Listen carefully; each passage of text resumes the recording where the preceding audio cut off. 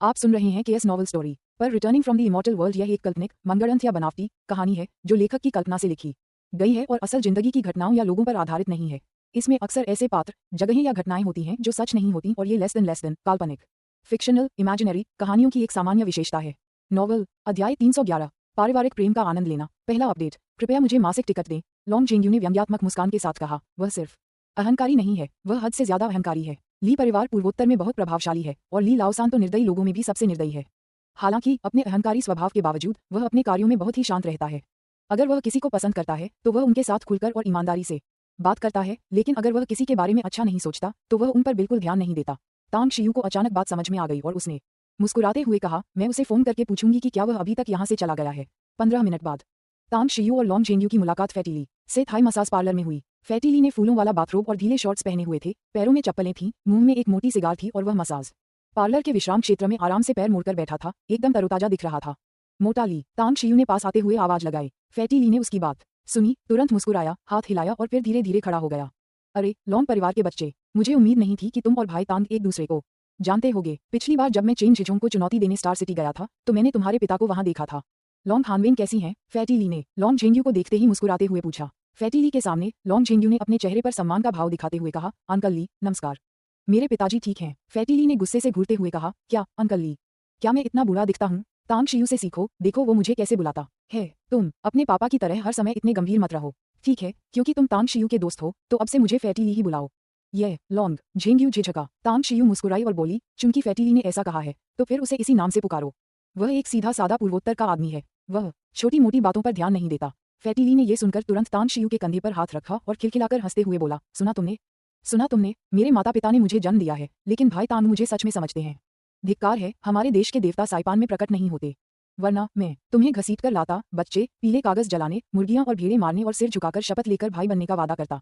तांग शियू अपनी हंसी नहीं रोक पाए। लॉन्ग जेंग्यू ने पहले फैटी ली को देखा, फिर तांग शियू को, और अंत में कहा, तो फिर मैं तुम्हें इसी नाम से बुलाऊंगा। अगर मेरे पिताजी कभी मुझे बाद में सजा दें फैटी ली, तो तुम्हें मेरी मदद करनी होगी। फैटी ली हंसते हुए बोला, चिंता मत करो।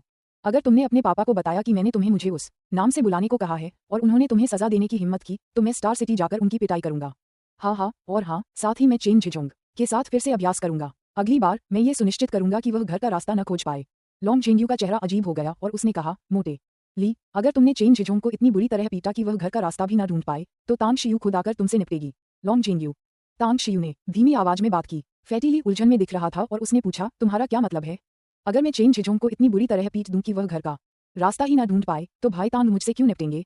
वह और चेन झिझोंग। तांग शियू ने मन ही मन आह भरी। उसे लगा कि इस समय इसे छुपाए रखना कुछ हद तक अनुचित होगा। व्यंग्यात्मक मुस्कान के साथ उसने धीरे से कहा, अगर तुम, मोटे ली, चेन झिझोंग को इतनी बुरी तरह पीट सकते हो कि वह घर का रास्ता भी ना ढूंढ पाए तो मैं बिल्कुल भी दखल नहीं दूंगा, भले ही वह मेरा शिष्य हो। क्या कहा आपने? फैटी ली हक्का बक्का रह गया, उसकी आंखें पलकें झपकाए तांग शियू को घूरती रहीं, मानो उसने दुनिया की सबसे अविश्वसनीय चीज देख ली हो। उसे तो ये भी शक होने लगा कि कहीं उसकी सुनने की शक्ति ही खराब तो नहीं हो गई है। लॉन्ग जेंग्यू ने तांग शियू की ओर इशारा करते हुए कहा, मोटे ली, तुमने गलत नहीं सुना। तांग शियू सचमुच चेन झिझोंग का मालिक है। चेन झिझोंग, बाइडे फार्मास्यूटिकल का बड़ा बॉस। फैटी ली एक कदम पीछे हट गया और अविश्वास से तांग शियू को देखते हुए पूछा, क्या तुम सच में चेन झिझोंग के गुरु हो? तुम दोनों मुझसे मजाक तो नहीं कर रहे हो? नहीं, तांग शियू ने गंभीरता से कहा। फैटी ली के होंठ कुछ देर तक कांपे, फिर उसने घबराकर पूछा, ये कैसे संभव है? चेन झिझोंग की कुंग फू तो जवानी में ही बहुत जबरदस्त थी। मैंने भी जवानी में उसके साथ अभ्यास किया था और उसे हरा नहीं पाया था। तांग शियू, जब चेन झिझोंग जवान था तब तुम इतने बूढ़े तो नहीं थे ना? तांग शियू ने हल्की मुस्कान के साथ कहा, उसकी बुनियादी कलाएं तो मैंने नहीं सिखाई, लेकिन असली साधना तकनीकें मैंने ही सिखाई हैं। इसीलिए मैंने तुम्हें पहले कहा था कि अगर तुम अब उसे चुनौती देने जाओगे तो तुम्हारी बुरी तरह पिटाई हो सकती है। फैटी ली को इस चौंकाने वाली खबर को पचाने में काफी समय लगा। उसने तांग शियू की ओर देखा, अंगूठा ऊपर करके इशारा किया और कहा, भाई तांग, मुझे आपके बारे में और भी ज्यादा जानने की उत्सुकता हो रही है। मेरी नजर में आप वाकई एक असाधारण व्यक्ति हैं। आप सिर्फ एक कैसीनो में आकर अरबों जीत सकते हैं। यहाँ आकर तो आप यहाँ के बड़े बॉस को भी जानते हैं, खासकर वो लड़का वांग रुई, जिसे आपके एक अधीनस्थ ने इतना परेशान किया कि वो लगभग रोने ही वाला था। भाई तांग, कृपया मुझे बताइए, आप आखिर हैं कौन? तांग शियू मुस्कुराई और बोली, मैं तो मैं ही हूँ, मैं कोई भगवान नहीं हूँ। ठीक है, चलो ऐसी उबाऊ बातें बंद करते हैं, चलो थाई मसाज करवाने चलते हैं। फैटी ली की आंखों में आश्चर्य की एक झलक दिखाई दी। तांग शियू और कुछ कहने को तैयार नहीं था और वह इस मामले को आगे नहीं बढ़ा सकता था। हालांकि उसने मन ही मन तय कर लिया था कि चीन लौटने के बाद वह किसी को तांग शियू के इतिहास की जांच करने के लिए भेजेगा। लॉन्ग जेंग्यू ने आगे चल रहे तांग शियू पर एक नजर डाली, फिर फैटी ली की ओर झुककर फुसफुसाते हुए कहा, मैं तुमसे कह रहा हूँ फैटी ली, तांग शियू की पहचान के बारे में निजी तौर पर छानबीन मत करो।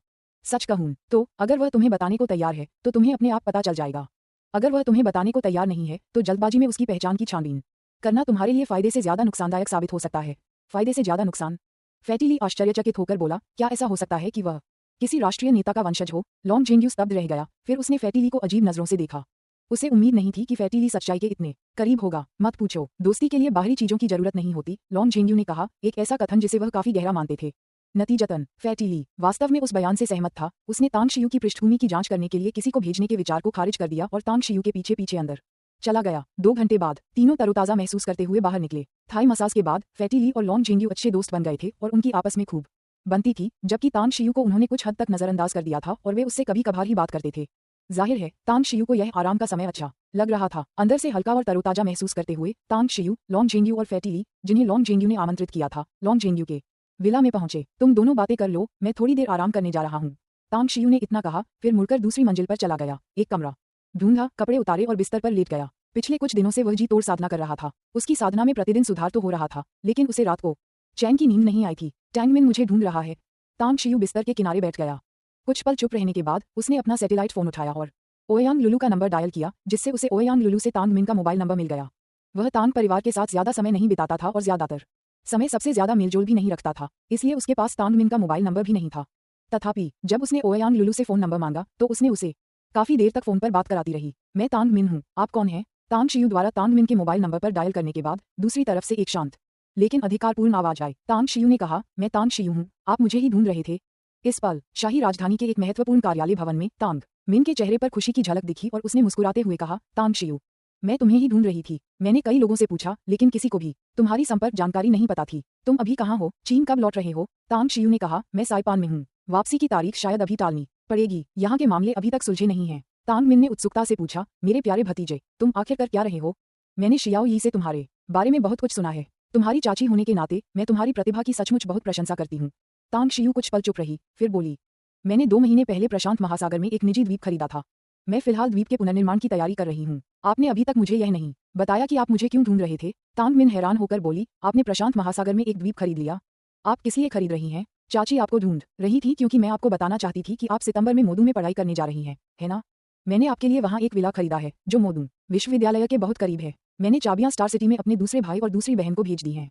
क्या आप विला भेज रहे हैं? तांग शियू के होंठ कुछ बार हिले। वह सहज ही मना करना चाहता था, लेकिन थोड़ी देर हिचकिचाने के बाद उसे लगा कि मना करना असभ्य होगा। उनके साथ समय बिताने के बाद वह तांग परिवार की अपने प्रति स्नेहपूर्ण भावना को सचमुच महसूस कर सकता था। सच कहूं तो अब वह तांग परिवार का उतना विरोध नहीं करता था और यहाँ तक कि इस पारिवारिक स्नेह का आनंद भी ले रहा था। आगे तांग मिन चू यी की माँ भी थी और चाबियां तो स्टार सिटी भी भेज दी गई थीं। अगर वह दोबारा इनकार करते तो यह शायद बहुत ही निर्दयतापूर्ण और दुखद होता। धन्यवाद चाची। तांग शियू 10 सेकंड से अधिक समय तक चुप रही, लेकिन फिर भी उसने इसे स्वीकार कर लिया। दफ्तर में तांग मिन का चेहरा खुशी से दमक रहा था। ये पहली बार था जब उसने तांग शियू को उसे आंटी कहते सुना था और इस संतुष्टि के एहसास से उसकी आंखों में आंसू आ गए। तांग शियू, मैं तुम्हारी सगी बुआ हूँ। जब तुम छोटे थे तब मैं तुम्हें लाड़ प्यार नहीं कर पाई। अब जब आखिरकार तुम मुझे मिल गए हो तो तुम्हारी बुआ होने के नाते इतने सालों के एहसान की भरपाई करना मेरा फर्ज है। इसलिए तुम्हें विला देना एक बुआ का फर्ज है। संक्षेप में, भविष्य में तुम्हें जो भी जरूरत हो बस मुझे बता देना। बुआ के बस की बात है, चाहे तुम्हारे लिए आसमान से चांद ही क्यों न तोड़ लाना पड़े, मैं तुरंत चली जाऊंगी। तांग शियू का दिल खुश हो गया और आखिरकार उसके चेहरे पर हल्की सी मुस्कान आ गई और उसने कहा, आंटी मैं समझ गया। तांग मिन ने संतुष्टि भरी मुस्कान के साथ कहा, आज आखिरकार मैंने आपके मुंह से आंटी सुना। मैं बहुत खुश हूँ, बेहद खुश। ओह हाँ, मुझे सोचने दीजिए कि आपको और क्या चाहिए। एक घर, एक कार, कपड़े। ओह हाँ, एक कार। मोदू में बहुत सारे कपड़े हैं और मैं किसी को आपके विला में और कपड़े भिजवाने का इंतजाम कर दूंगी, लेकिन कार अभी भी बाकी है। आप इंतजार कीजिए, आंटी अभी आपके लिए कार मंगवा देती हैं। उसके साथ तांग मिन ने सीधे फोन काट दिया। अध्याय 312। अच्छे सुझाव। दूसरा अपडेट, कृपया मुझे मासिक टिकट दें। तांग शियू को स्पोर्ट्स कारों में कोई दिलचस्पी नहीं थी और वह स्वाभाविक रूप से मना करना चाहता था, लेकिन अपने फोन की डायल टोन सुनकर उसके सुंदर चेहरे पर एक कड़वी मुस्कान आ गई। पारिवारिक स्नेह, इसने तांग शियू के दिल को उसी तरह पिघला दिया जैसे भयंकर आग बर्फ को पिघला देती है। समय ही व्यक्ति के असली चरित्र को उजागर करता है। उसके परिवार के सदस्यों ने उसकी उदासीनता और अस्वीकृति के कारण उससे दूरी बनाने के बजाय बार बार उसके प्रति अपना स्नेह और देखभाल दिखाए। सूर्योदय और सूर्यास्त। 3 दिन पलक झपकते ही बीत गए। जब तांग शियू, लॉन्ग जेंग्यू, टॉमरिज और उनके सहायकों को जीवलोंग द्वीप पर लेकर आए तो वे दोनों तुरंत ही भव्य महल और द्वीप के मनमोहक वातावरण से मंत्रमुग्ध हो गए। कितनी शानदार जगह है। जब मैं बूढ़ा हो जाऊंगा तो मैं निश्चित रूप से यहाँ आकर रिटायर हो सकता हूँ। लॉन्ग जेंग्यू ने गहरी सांस ली, तरोताजा महसूस किया और खुद को ये कहने से रोक नहीं पाया। तांग शियू ने हल्की सी मुस्कान दी, कोई जवाब नहीं दिया। यह उनकी साधना का सबसे महत्वपूर्ण मैदान और प्रतिभाओं को निखारने का आधार बनने वाला था। वे बाहरी लोगों को यहाँ कैसे सेवानिवृत्त होने दे सकते थे। हालांकि लॉन्ग जेंग्यू उनके मित्र थे, लेकिन ये केवल इसलिए था क्योंकि उनके पास लॉन्ग जेंग्यू का सम्मान अर्जित करने के लिए पर्याप्त पूंजी थी। अन्यथा क्या लॉन्ग जेंग्यू उनके मित्र बनते? इस दिन और काल में दोस्त तो दोस्त होते हैं और विश्वासपात्र तो विश्वासपात्र होते हैं। इनमें भ्रम नहीं हो सकता। सच्चे दोस्त मदद करने के लिए हर संभव प्रयास करेंगे, सच्चे विश्वासपात्र पूरी तरह से जुट जाएंगे और इसे अपना निजी मामला मानेंगे। चलो चलें, मैं तुम्हें ऊपर ले जाकर दिखाऊंगा। तांग शियू आध्यात्मिक झरने पर खड़ी होकर पृथ्वी की आध्यात्मिक शक्ति के उतार चढ़ाव को महसूस कर रही थी और मुस्कुराते हुए बोली। जल्द ही सभी लोग महल के सामने वाले चौक पर पहुंच गए। जैसे ही दो हटे कट्टे आदमी प्रकट हुए, उन्होंने तांग शियू को प्रणाम किया और तुरंत पीछे हट गए। मोआवू महल से बाहर भागा। बॉस, आप वापस आ गए हैं, तांग शियू ने सिर हिलाते हुए कहा। ये मेरे दोस्त हैं और शायद 2 दिन यहाँ रुकेंगे। इनके रहने का इंतजाम कर दो। और यही लान्यान क्या कर रही है? उससे कहो कि कुछ लोगों को क्रूज शिप पर ले आए। इस बार हम बहुत सारा खाना और रोजमर्रा की जरूरत का सामान लाए हैं, जो सबके लिए कुछ समय के लिए काफी होगा। मोआवू ने सिर हिलाया और स्वयं किले के अंदर चले गए। किले का भ्रमण करने के बाद लॉन्ग जेंग्यू और टॉम रिच दोनों ने उस स्थान की बहुत प्रशंसा की। अगर मेरे पास पैसे होते तो मैं भी एक द्वीप खरीदना चाहता, लॉन्ग जेंग्यू ने ईर्ष्या से कहा। टॉम रिज ने गहरी सांस ली और अफसोस जताते हुए कहा, इस द्वीप का मूल्य निश्चित रूप से कम नहीं है। हालांकि मेरे पास कुछ पैसे हैं, लेकिन इस तरह का द्वीप खरीदना और ऐसा महल बनाना शायद मेरी सारी बचत खत्म कर देगा। हो सकता है कि वह भी पर्याप्त न हो, वरना मैं भी इसे खरीदना चाहता। तांग शियू ने हंसते हुए कहा, मैं भाग्यशाली था। इस द्वीप को खरीदने में केवल 2.5 अरब का खर्चा आया। केवल। लॉन्ग जेंग्यू और टॉम रिज ने एक दूसरे की ओर देखा और कड़वी मुस्कान के साथ सिर हिलाया। वे जानते थे कि तांग शियू धनी था, लेकिन उन्होंने यह उम्मीद नहीं की थी कि 2.5 अरब की रकम उसकी नजरों में छोटी होगी। तथापि ये सोचकर कि वह द्वीप के पुनर्विकास के लिए कम से कम 20 अरब का निवेश करने की योजना बना रहा है, दोनों ने तुरंत अपनी निराशा को दूर कर दिया। 20 अरब तो दूर की बात है, 2 अरब भी उनके लिए बहुत बड़ी रकम होगी। लॉन्ग परिवार के पास पैसा था, लेकिन वह पैसा केवल लॉन्ग जेंग्यू का नहीं था। टॉम रिच के पास भी पैसा था, लेकिन उसकी संपत्ति 2 अरब की रकम के बराबर भी नहीं थी। दूसरों से अपनी तुलना करने से केवल आपको गुस्सा आएगा। लॉन्ग जेंग्यू ने कुछ बुदबुदाया, फिर तांग शियू की ओर मुड़कर कहा, अभी आराम मत कीजिए, चलिए हमें द्वीप का भ्रमण कराइए। हम आज रात यहीं रुकेंगे और फिर कल तैयारी के लिए तुरंत वापस लौटेंगे। हम 2 महीने के भीतर प्रारंभिक तैयारियां पूरी करने का प्रयास करेंगे। आधिकारिक पुनर्निर्माण 2 महीने बाद शुरू होगा। तांग शियू ने सिर हिलाते हुए कहा, मैंने जो पुनर्विकास योजना बनाई है उसमें लाल रंग से चिन्हित कुछ क्षेत्र ऐसे हैं जिन्हें छुआ नहीं जा सकता। मैं लोगों को भेजकर उन क्षेत्रों की घेराबंदी करवा दूंगा। द्वीप पर काम करने वाले मजदूरों को भी वहां जाने की अनुमति नहीं है। बाकी क्षेत्रों के लिए द्वीप पर बहुत सारे पेड़ों को नुकसान न पहुंचाने की कोशिश करें।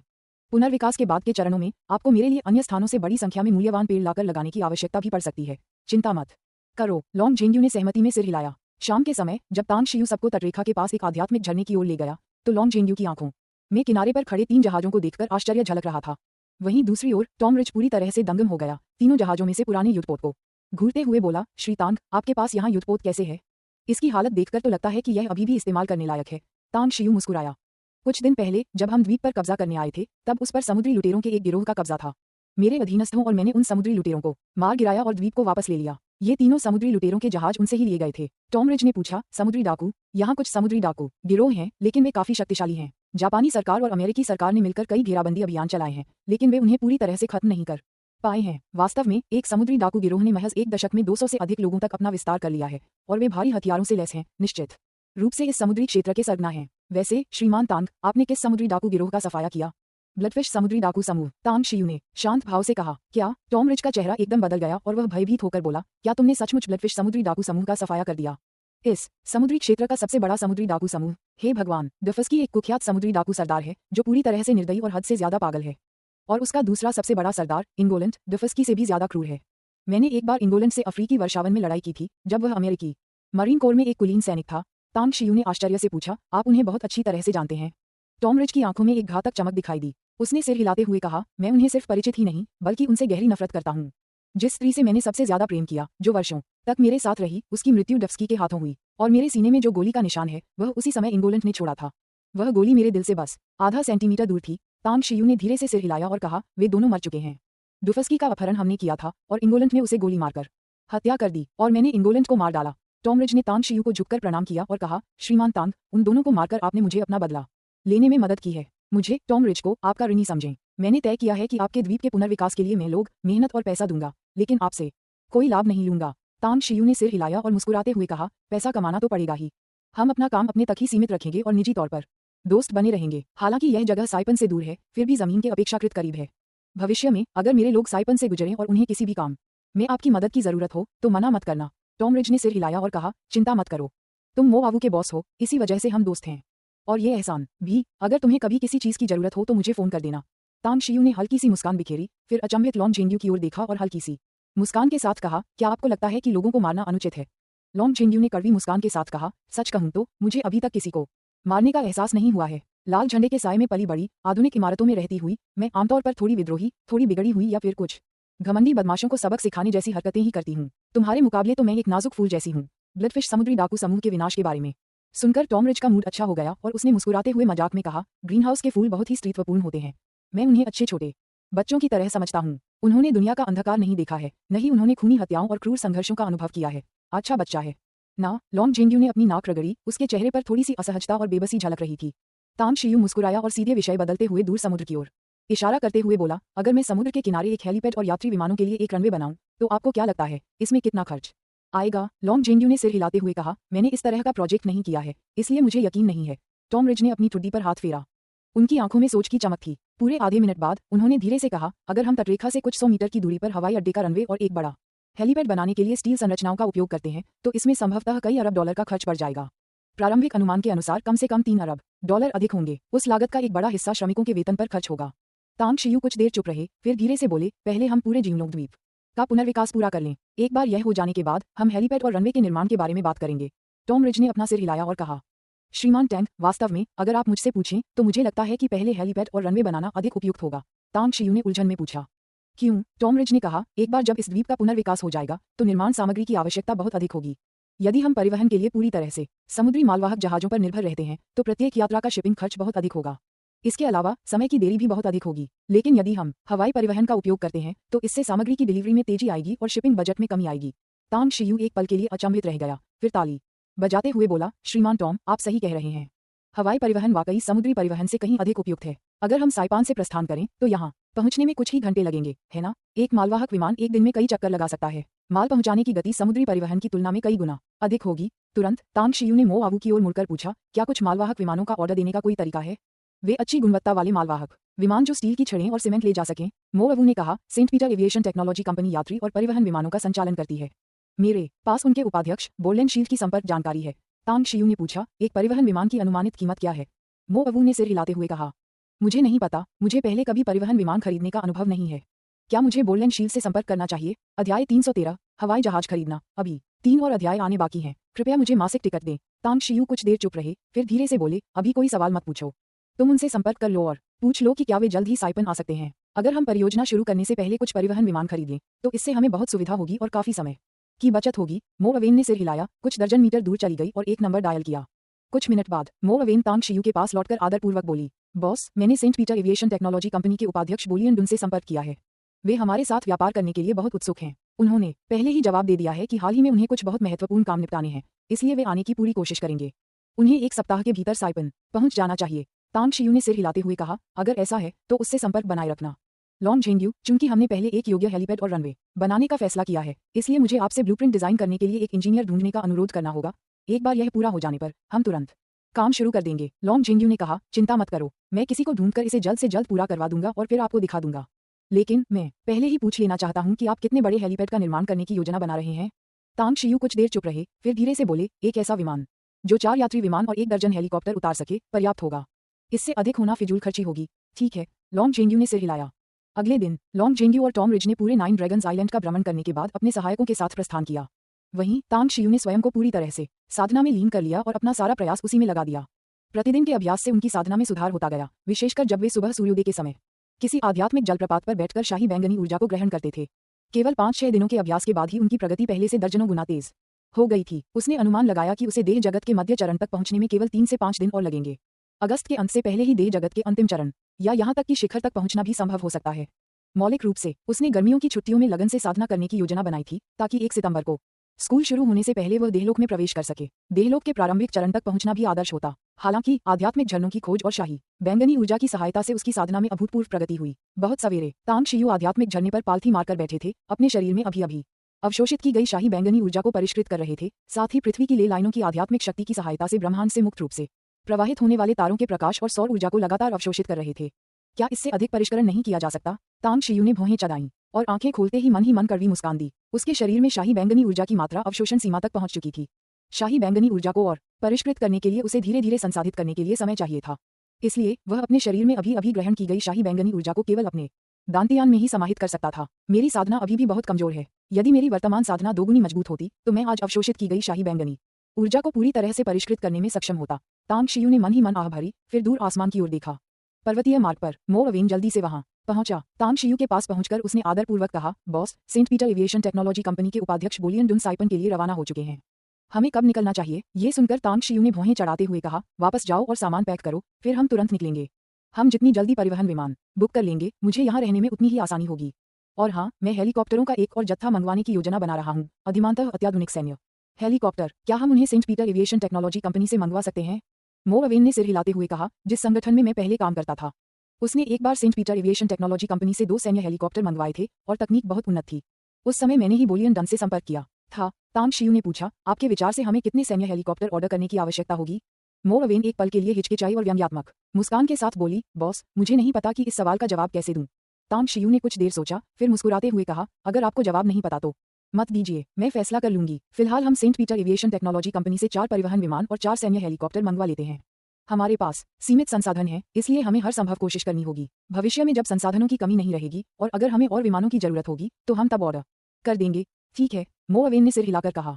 2 दिन बाद तांग शियू और मो अवेन साइपान पहुंचे। मो अवेन द्वारा दिए गए पते के अनुसार दोनों लाओबे रिजॉर्ट में बोलियन डुन से मिले। वह सुनहरे लंबे बालों वाला, गठीला, थोड़ा मोटा अधेड़ उम्र का व्यक्ति था, जिसने एक बढ़िया सूट और टाई पहनी हुई थी और उसके साथ 4 सख्त दिखने वाले अंगरक्षक थे। प्रिय श्री मो, हम फिर मिलेंगे। बोलियन डन ने मो अवेन को गले लगाया और गर्मजोशी भरी मुस्कान के साथ कहा। मो अवेन मुस्कुराई और बोली, श्रीमान बोलियन डन, ये मेरे बॉस हैं। मेरी तरह ये भी चीन से हैं। आप इन्हें बॉस तांग कह सकते हैं। बोलियन डुन ने भौहें उठाईं। तांग शियू को हल्के से गले लगाया और मुस्कुराते हुए कहा, बॉस तांग, आप वाकई कमाल के हैं। श्री मो को अपना कर्मचारी बनाना सोने का पहाड़ मिलने से भी ज्यादा सौभाग्य की बात है। श्री मो ने फोन पर पहले ही जिक्र किया था कि आप हमारी सेंट पीटर कंपनी से परिवहन विमान मंगवाने की सोच रहे हैं। तांग शियू ने कहा, यह सही है, मुझे परिवहन विमानों का ऑर्डर देना होगा, लेकिन अगर आपकी कीमतें अन्य विमानन प्रौद्योगिकी कंपनियों की तुलना में अधिक हैं, तो हमें कहीं और से ऑर्डर देना होगा। बोलियन डन मुस्कुराई और बोली, चिंता मत करो श्रीमान मो, और मैं पहली बार व्यापार नहीं कर रहे हैं, इसलिए मैं जो कीमत बताऊंगी वह निश्चित रूप से बहुत उचित होगी। क्या मैं पूछ सकती हूँ कि आप कितने परिवहन विमानों का ऑर्डर देने की योजना बना रहे हैं? तांग शियू ने कहा, 4 परिवहन विमान और 4 सैन्य हेलीकॉप्टर। मुझे दोनों के लिए सबसे उन्नत मॉडल चाहिए, जो बेहतरीन मॉडल आप उपलब्ध करा सकते हैं। बोलियन डन आश्चर्यचकित होकर बोली, आपको सैन्य हेलीकॉप्टरों की भी आवश्यकता है? तांग शियू ने कहा, बिल्कुल सही। पहले बैच में मैं केवल 4 सैन्य हेलीकॉप्टर का ऑर्डर दूंगा। एक बार मेरी तरफ से सब कुछ ठीक हो जाने पर मैं और सैन्य हेलीकॉप्टर खरीदूंगा। अगर पैसे की कमी नहीं हुई तो अगर आप लड़ाकू विमान बेचते हैं तो मैं उन्हें भी खरीद लूंगा। बोलियन डुन का दिल कांप उठा और तांग शियू को देखने का उनका नजरिया तुरंत बदल गया। Saint Peter aviation technology company के उपाध्यक्ष होने के नाते हालांकि उन्हें व्यक्तिगत रूप से बिक्री का जिम्मा नहीं संभालना पड़ता था, लेकिन वे जानते थे कि मो अवेन की पिछली पहचान सरल नहीं थी, इसीलिए वे स्वयं आए थे। तथापि किसने सोचा होगा कि उसे इतना बड़ा सौदा मिल जाएगा। कुछ क्षणों की चुप्पी के बाद बोलियन डुन ने अपने ब्रीफकेस से एक दस्तावेज निकाला और उसे तांग शियू को सौंपते हुए कहा, श्रीमान तांग, ये हमारी Saint Peter aviation technology company के मॉडल हैं, साथ ही प्रत्येक मॉडल के बारे में विस्तृत जानकारी भी है। एक बार जब आप अपना चयन कर लेंगे तो मैं आपको अंकित मूल्य पर 10% की छूट दे सकता हूँ। तांग शियू ने दस्तावेज लिया, उसके पन्ने पलटे और धीरे से कहा, आपकी कंपनी की कीमतें वाकई कम नहीं हैं। जहां तक मुझे पता है, कई अन्य एयरलाइनें आपसे कहीं बेहतर कीमतें पेश करती हैं। बोलियन डन ने आंखें सिकोड़ते हुए मुस्कुराते हुए पूछा, ऐसा लगता है श्रीमान तांग, शायद आपको जानकारी न हो, हमारी Saint Peter aviation technology company के सभी परिवहन विमान और सैन्य हेलीकॉप्टर उच्च स्तरीय सुविधाओं से लैस हैं और इनकी निर्माण लागत बहुत अधिक है। इसलिए मुझे उम्मीद है कि श्रीमान तांग, आप हमारी तकनीक और हमारी कंपनी की ताकत का सम्मान करेंगे। तांग शियू ने सिर हिलाते हुए कहा, मैं आपका सम्मान करता हूँ, लेकिन आप जो कीमत बता रहे हैं वह बहुत ज्यादा है। ऐसा क्यों नहीं करते? अवेन को आपसे सटीक कीमत पर बातचीत करने दीजिए। बोलियन डुन ने मो अवेन की ओर देखा, जो तांग शियू के बगल में चुपचाप निगाहें झुकाए खड़ी थी, और कंधे उचकाते हुए कहा, कोई बात नहीं। तांग शियू ने कहा, तुम दोनों बात करो, मैं एक दोस्त से मिलने जा रहा हूँ। आज रात में राष्ट्रपति बोलियन डुन को डिनर पर ले जाऊंगा, फिर हम कुछ ड्रिंक्स लेंगे। ठीक है, बोलियन डुन ने मुस्कुराते हुए सहमति जताई। जल्द ही टैंग शियू की मुलाकात टॉम रिज से हुई, जो साइपान के एक बड़े गोदाम में श्रमिकों को सामान स्थानांतरित करने का निर्देश दे रहे थे। वहां की चहल पहल को देखते हुए टैंग शियू ने गौर किया कि लकड़ी के बक्सों में रखे सामान के अलावा श्रमिक जो कुछ भी स्थानांतरित कर रहे थे, उसमें लगभग सारा सामान सरिया, सीमेंट और अन्य निर्माण सामग्री थी। तुमने अभी से तैयारी शुरू कर दी है? तांग शियू ने टॉम रिज की कार्यकुशलता की पुष्टि की। टॉम रिज मुस्कुराया और बोला, जब आपने लॉन्ग जेंग्यू को 10 अरब रुपये दिए तो उसने सीधे मुझे 2 अरब रुपये स्थानीय स्तर पर निर्माण सामग्री खरीदने के लिए आवंटित कर दिए। दूसरी ओर वह निर्माण मशीनरी के एक बैच के लिए बातचीत कर रहा है। ज्यादा से ज्यादा आधे महीने में हमारे पास निर्माण सामग्री का बड़ा भंडार होगा और हम बड़ी मात्रा में निर्माण मशीनरी खरीद लेंगे। उस समय हम 9 ड्रैगन द्वीप पर सामान का पहला बैच भेजने की व्यवस्था शुरू कर देंगे। तांग शियू ने अंगूठा ऊपर करके तारीफ की और कहा, लगता है मैंने ये प्रोजेक्ट आपको सौंपकर सही फैसला लिया। काम खत्म होने पर आज रात साथ में खाना खाते हैं। टॉम रिज मुस्कुराया और बोला, मैं कभी भी जा सकता हूँ। मेरे अधीनस्थ यहाँ सब कुछ देख रहे हैं, इसलिए कोई समस्या नहीं होगी। तांग शियू ने कहा, पहले मुझे वे निर्माण सामग्री दिखाओ, मेरे पीछे आओ। टॉम रिज ने कहा। 2 घंटे बाद तांग शियू और टॉम रिज बड़े गोदाम से निकलकर लाओ बे रिजॉर्ट लौट आए। नहाने और साफ सुथरे कपड़े पहनने के बाद वे रिजॉर्ट के भोज कक्षों में से एक की ओर चल दिए। डिनर इसे भव्य तरीके से तैयार किया गया था। बोलियन डन की पहचान जानने पर टॉम रिज ने अपनी पसंदीदा बढ़िया शराब की 2 बोतलें भी निकाल लीं। संक्षेप में उस शाम का भोजन बहुत ही सुखद रहा, जिससे बोलियन डन को घर जैसा सहज महसूस हुआ। सभा के बाद तांग शियू और मो अवेन उस विला में गए जहां वे ठहरे हुए थे। मो अवेन ने तांग शियू को बातचीत के नतीजों की विस्तृत जानकारी दी। बॉस, मैंने पूरी कोशिश की और दस्तावेजों में दर्ज कीमतों पर 18% की छूट हासिल करने में कामयाब रही। परिवहन विमानों और सैन्य हेलीकॉप्टरों दोनों के लिए मैंने सबसे उन्नत कॉन्फ़िगरेशन चुने और मॉडल बेहतरीन हैं। छूट के बाद हमें दूसरे पक्ष को 1.45 अरब का भुगतान करना होगा। हालांकि हमें बोलियन डुन को अतिरिक्त 20 मिलियन का भुगतान करना होगा। क्या तुम रिश्वत ले रहे हो? तांग शियू ने अपनी भौहें ऊपर उठाईं। उन्होंने पहले भी व्यापारियों द्वारा रिश्वत लेने के बारे में सुना था, लेकिन उन्हें यह उम्मीद नहीं थी कि बोलियन डन जैसे कद का कोई व्यक्ति रिश्वत से होने वाली कमाई की भी परवाह करेगा। अध्याय 314 वुल्फहेड की वापसी। हर किसी के स्वार्थी इरादे और इच्छाएं होती हैं। यहाँ तक कि उच्च पद पर होने के बावजूद कई लोग अतिरिक्त लाभ प्राप्त करने के लिए रिश्वत लेना पसंद करेंगे। मो अवेन के चेहरे पर मुस्कान थी और उन्होंने कहा, बोलियन डन बहुत लालची आदमी है। वह चाहता है कि दुनिया का सारा पैसा वह अपनी जेब में डाल ले। उन्होंने अप्रत्याशित रूप से हमारा ऑर्डर स्वीकार कर लिया और 20 मिलियन की छूट के साथ साथ उन्हें मिलने वाले कमीशन को मिलाकर वे संभवतः कम से कम 50 मिलियन कमा लेंगे। और Saint Peter aviation technology company में भी उनकी एक छोटी हिस्सेदारी है, जो आय का एक और महत्वपूर्ण स्रोत है। तांग शियू ने हंसते हुए कहा, ऐसा लगता है कि हथियार बनाना और बेचना वाकई बहुत लाभदायक है। मो अवेन ने कहा, बॉस, अगर आप हथियार कारोबार में उतरना चाहते हैं तो हम एक योजना बना सकते हैं जिससे एक खास हथियार डीलर को खत्म करके उसकी जगह ले सकें। तांग शियू ने सिर हिलाकर कहा, भूल जाओ, मुझे हथियारों के कारोबार में कोई दिलचस्पी नहीं है। मुझे सबसे ज्यादा दिलचस्पी बैंक खोलने में है। जब भविष्य में हमारे पास पर्याप्त पैसा होगा तो हम सिर्फ मनोरंजन के लिए एक बैंक खोलेंगे। मो अवेन ने मुस्कुराते हुए सिर हिलाया। वह तांग शियू द्वारा लिए गए किसी भी निर्णय का बिना शर्त समर्थन करता था, क्योंकि उसकी नज़र में तांग शियू एक शक्तिशाली व्यक्ति था, बाकी सभी से बहुत ऊपर, यहाँ तक कि चीनी लोगों के दिलों में एक देवता के समान। जब से उसने वह साधना विधि सीखी थी, तब से उसकी समग्र शक्ति अल्पकाल में कई गुना बढ़ गई थी। इस पल अगर बार्न रेस्टोरेंट के वे विशेषज्ञ जो कभी ताकत में उसके बराबर थे उससे दोबारा लड़ते, तो उसे पूरा भरोसा था कि वह उन्हें आसानी से हरा सकता था। अगले दिन बोलियन डन और उनके अंगरक्षक साइपन से रवाना हो गए और Saint Peter aviation technology company के मुख्यालय में लौटने पर उन्हें एक वित्तीय रिपोर्ट मिली जिसमें कहा गया था कि 450 मिलियन की जमा राशि पहले ही कंपनी के खाते में स्थानांतरित कर दी गई थी। तांग शियू, जो साधना करने के लिए 9 ड्रैगन्स आइलैंड लौटने के लिए उत्सुक था, उसने बोलियन डन को विदा करने के बाद मो अवेन को वापस 9 ड्रैगन्स आइलैंड ले गया। उसके बाद के दिनों में उसने लगभग हर दिन 9 ड्रैगन्स द्वीप पर खेती की। उनकी साधना का स्तर भी प्रारंभिक अवस्था से मध्य अवस्था में पहुंच गया है और वे अंतिम अवस्था में पहुंचने से बस एक कदम दूर हैं। समय बहुत जल्दी बीत गया। देखते ही देखते 1 सितंबर आने में केवल 1 सप्ताह शेष रह गया। तांग शियू किले की चोटी पर खड़े होकर दूरबीन से दूर तटरेखा पर बड़ी संख्या में श्रमिकों को देख रहे थे, जो हेलीपैड और रनवे के निर्माण में व्यस्त थे, और वे आह भरे बिना नहीं रह सके। पैसा सब कुछ आसान बना देता है। बड़ी मात्रा में धनराशि के निवेश के साथ तटरेखा पर हेलीपैड और रनवे का निर्माण पहले ही शुरू हो चुका था और प्रगति बहुत तेज थी। लॉन्ग जेंग्यू ने किसी अज्ञात विधि का उपयोग करते हुए चीन से कई मध्यम आकार की निर्माण टीमों को बुलाया, जिनमें कुल मिलाकर 1000 से अधिक लोग शामिल थे। और टॉम रिज ने साइपन की सबसे बेहतरीन निर्माण कंपनी से सैकड़ों श्रमिकों को भी काम पर रख लिया। हाल ही में खरीदी गई भारी मात्रा में निर्माण मशीनरी के साथ प्रारंभिक ढांचा सफलतापूर्वक पूरा कर लिया गया था। इस रफ्तार से तो हेलीपैड और रनवे का निर्माण अधिकतम 2 महीने में पूरी तरह से समाप्त हो जाएगा। तांग शियू ने दूरबीन नीचे रख दी और तभी उसे नीचे से किसी के पुकारने की आवाज सुनाई दी। उसकी नजर तुरंत महल के सामने चौक में खड़ी यी लियानयान पर पड़ी। जैसे ही वह आसानी से पीछे से नीचे उतरा और इधर उधर चलने लगा, वह यी लियानयान के सामने आया और पूछा, क्या कुछ गड़बड़ है? यी लियानयान की आंखों में थोड़ी हिचकिचाहट झलक रही थी जब उसने कहा, मैं घर लौटने की तैयारी कर रही हूँ। स्कूल शुरू होने का समय नजदीक आता जा रहा है और अगर मैं जल्द ही वापस नहीं गया तो मैं स्कूल के सैन्य प्रशिक्षण से वंचित रह जाऊंगा। तांग शियू ने हल्के से सिर हिलाया और कुछ देर सोचने के बाद कहा, मैं भी घर लौटने की तैयारी कर रही हूँ। अगर आप इंतजार कर सकते हैं तो चलिए 3 दिन बाद साथ चलते हैं। मैं रास्ते में आपका ख्याल भी रख सकता हूँ। यी लियानयान का चेहरा खुशी से चमक उठा और उसने भारी मन से सिर हिलाया। वह 1 महीने से अधिक समय से 9 ड्रैगन्स द्वीप पर थी और उसने तांग शियू के अधीनस्थों के साथ अच्छे संबंध विकसित कर लिए थे। इसके अलावा यहाँ का वातावरण सुंदर था और हर दिन खाना पकाने और कपड़े धोने के अलावा वह आमतौर पर एक आरामदेह जीवन जीती थी। वह अक्सर दूर स्थित निर्माण स्थल तक दौड़कर जाती थी, क्योंकि अधिकांश मजदूर चीनी थे, इसलिए वह उनमें से कई लोगों से बहुत अच्छी तरह परिचित हो गई थी। उसे यहाँ अच्छा लगा। अगर उसे अपनी पढ़ाई पर पड़ने वाले असर और माता पिता के गुस्से का डर न होता तो वह सचमुच हमेशा के लिए यहीं रहना चाहती और एक चिंतामुक्त जीवन जीना चाहती। बड़े भाई तांग, क्या मैं भविष्य में भी यहाँ आ सकता हूँ? यी लियानयान ने अपने से आधे सिर लंबी तांग शियू की ओर देखा और पूछा। तांग शियू ने सिर हिलाकर कहा, नहीं, यह आखिरी बार है जब तुम इस द्वीप पर कदम रखोगे। एक बार 9 ड्रैगन्स आइलैंड का पुनर्विकास हो जाने के बाद बाहरी लोगों को आसानी से प्रवेश की अनुमति नहीं दी जाएगी। जब तक? यी लियानयान ने तुरंत पूछा, और क्या? तांग शियू ने हल्की मुस्कान के साथ कहा, जब तक आप गुलामी का अनुबंध साइन नहीं कर देते। इस जीवन में तुम्हें मेरे लिए हमेशा काम करना होगा, अन्यथा तुम वापस नहीं आ पाओगे। एक दास अनुबंध। यी लियानयान के होंठ कुछ बार फड़फड़ाए और उसने अनिच्छा से कहा, आप एक शोषक पूंजीवादी हैं, मुझे मानवाधिकारों की आवश्यकता है। तांग शियू ने कहा, यहाँ मेरे अधिकार हैं। यी लियानयान ने असंतोष से भौहें चढ़ाईं, फिर गुस्से में सांस ली और तेजी से महल की ओर चल पड़ी। तांग शियू की ओर पीठ करके खड़ी होकर उसने जोर से कहा, मैं इस समय बहुत दुखी हूँ, इसलिए मुझे नाश्ता बनाने का मन नहीं कर रहा है। तांग शियू के होठों पर मुस्कान आ गई। दरअसल यी लियानयान के बारे में उनकी राय अच्छी थी। हालांकि यह लड़की आधुनिक समाज में पली बड़ी, फिर भी वह बहुत दयालु और मेहनती थी। 1 महीने से अधिक समय तक साथ रहने के बाद तांग शियू को उसके व्यक्तित्व और स्वभाव का अंदाजा हो चुका था। जावक, बोल्ड और कार्रवाई करने में बेहद सक्षम। उन्हें पूरी उम्मीद थी कि यी लियानयान 9 ड्रैगन्स आइलैंड पर रहकर यहाँ के मामलों को संभालने में उनकी मदद कर सकेंगी। बाद में जब मु किंगपिन यहाँ गृहिणी बनकर आई तो वह मु किंगपिन के काम में कुछ हद तक मदद भी कर सकी। महल में वापस लौटने पर तांग शियू ने पाया कि यी लियानयान ने वास्तव में नाश्ता पहले ही तैयार कर लिया था। हालांकि मो बंधुओं और बाकी 11 लोगों के पर्यवेक्षण कार्य पर होने के कारण केवल उन्होंने और यी लियानयान ने ही एक साथ नाश्ता किया।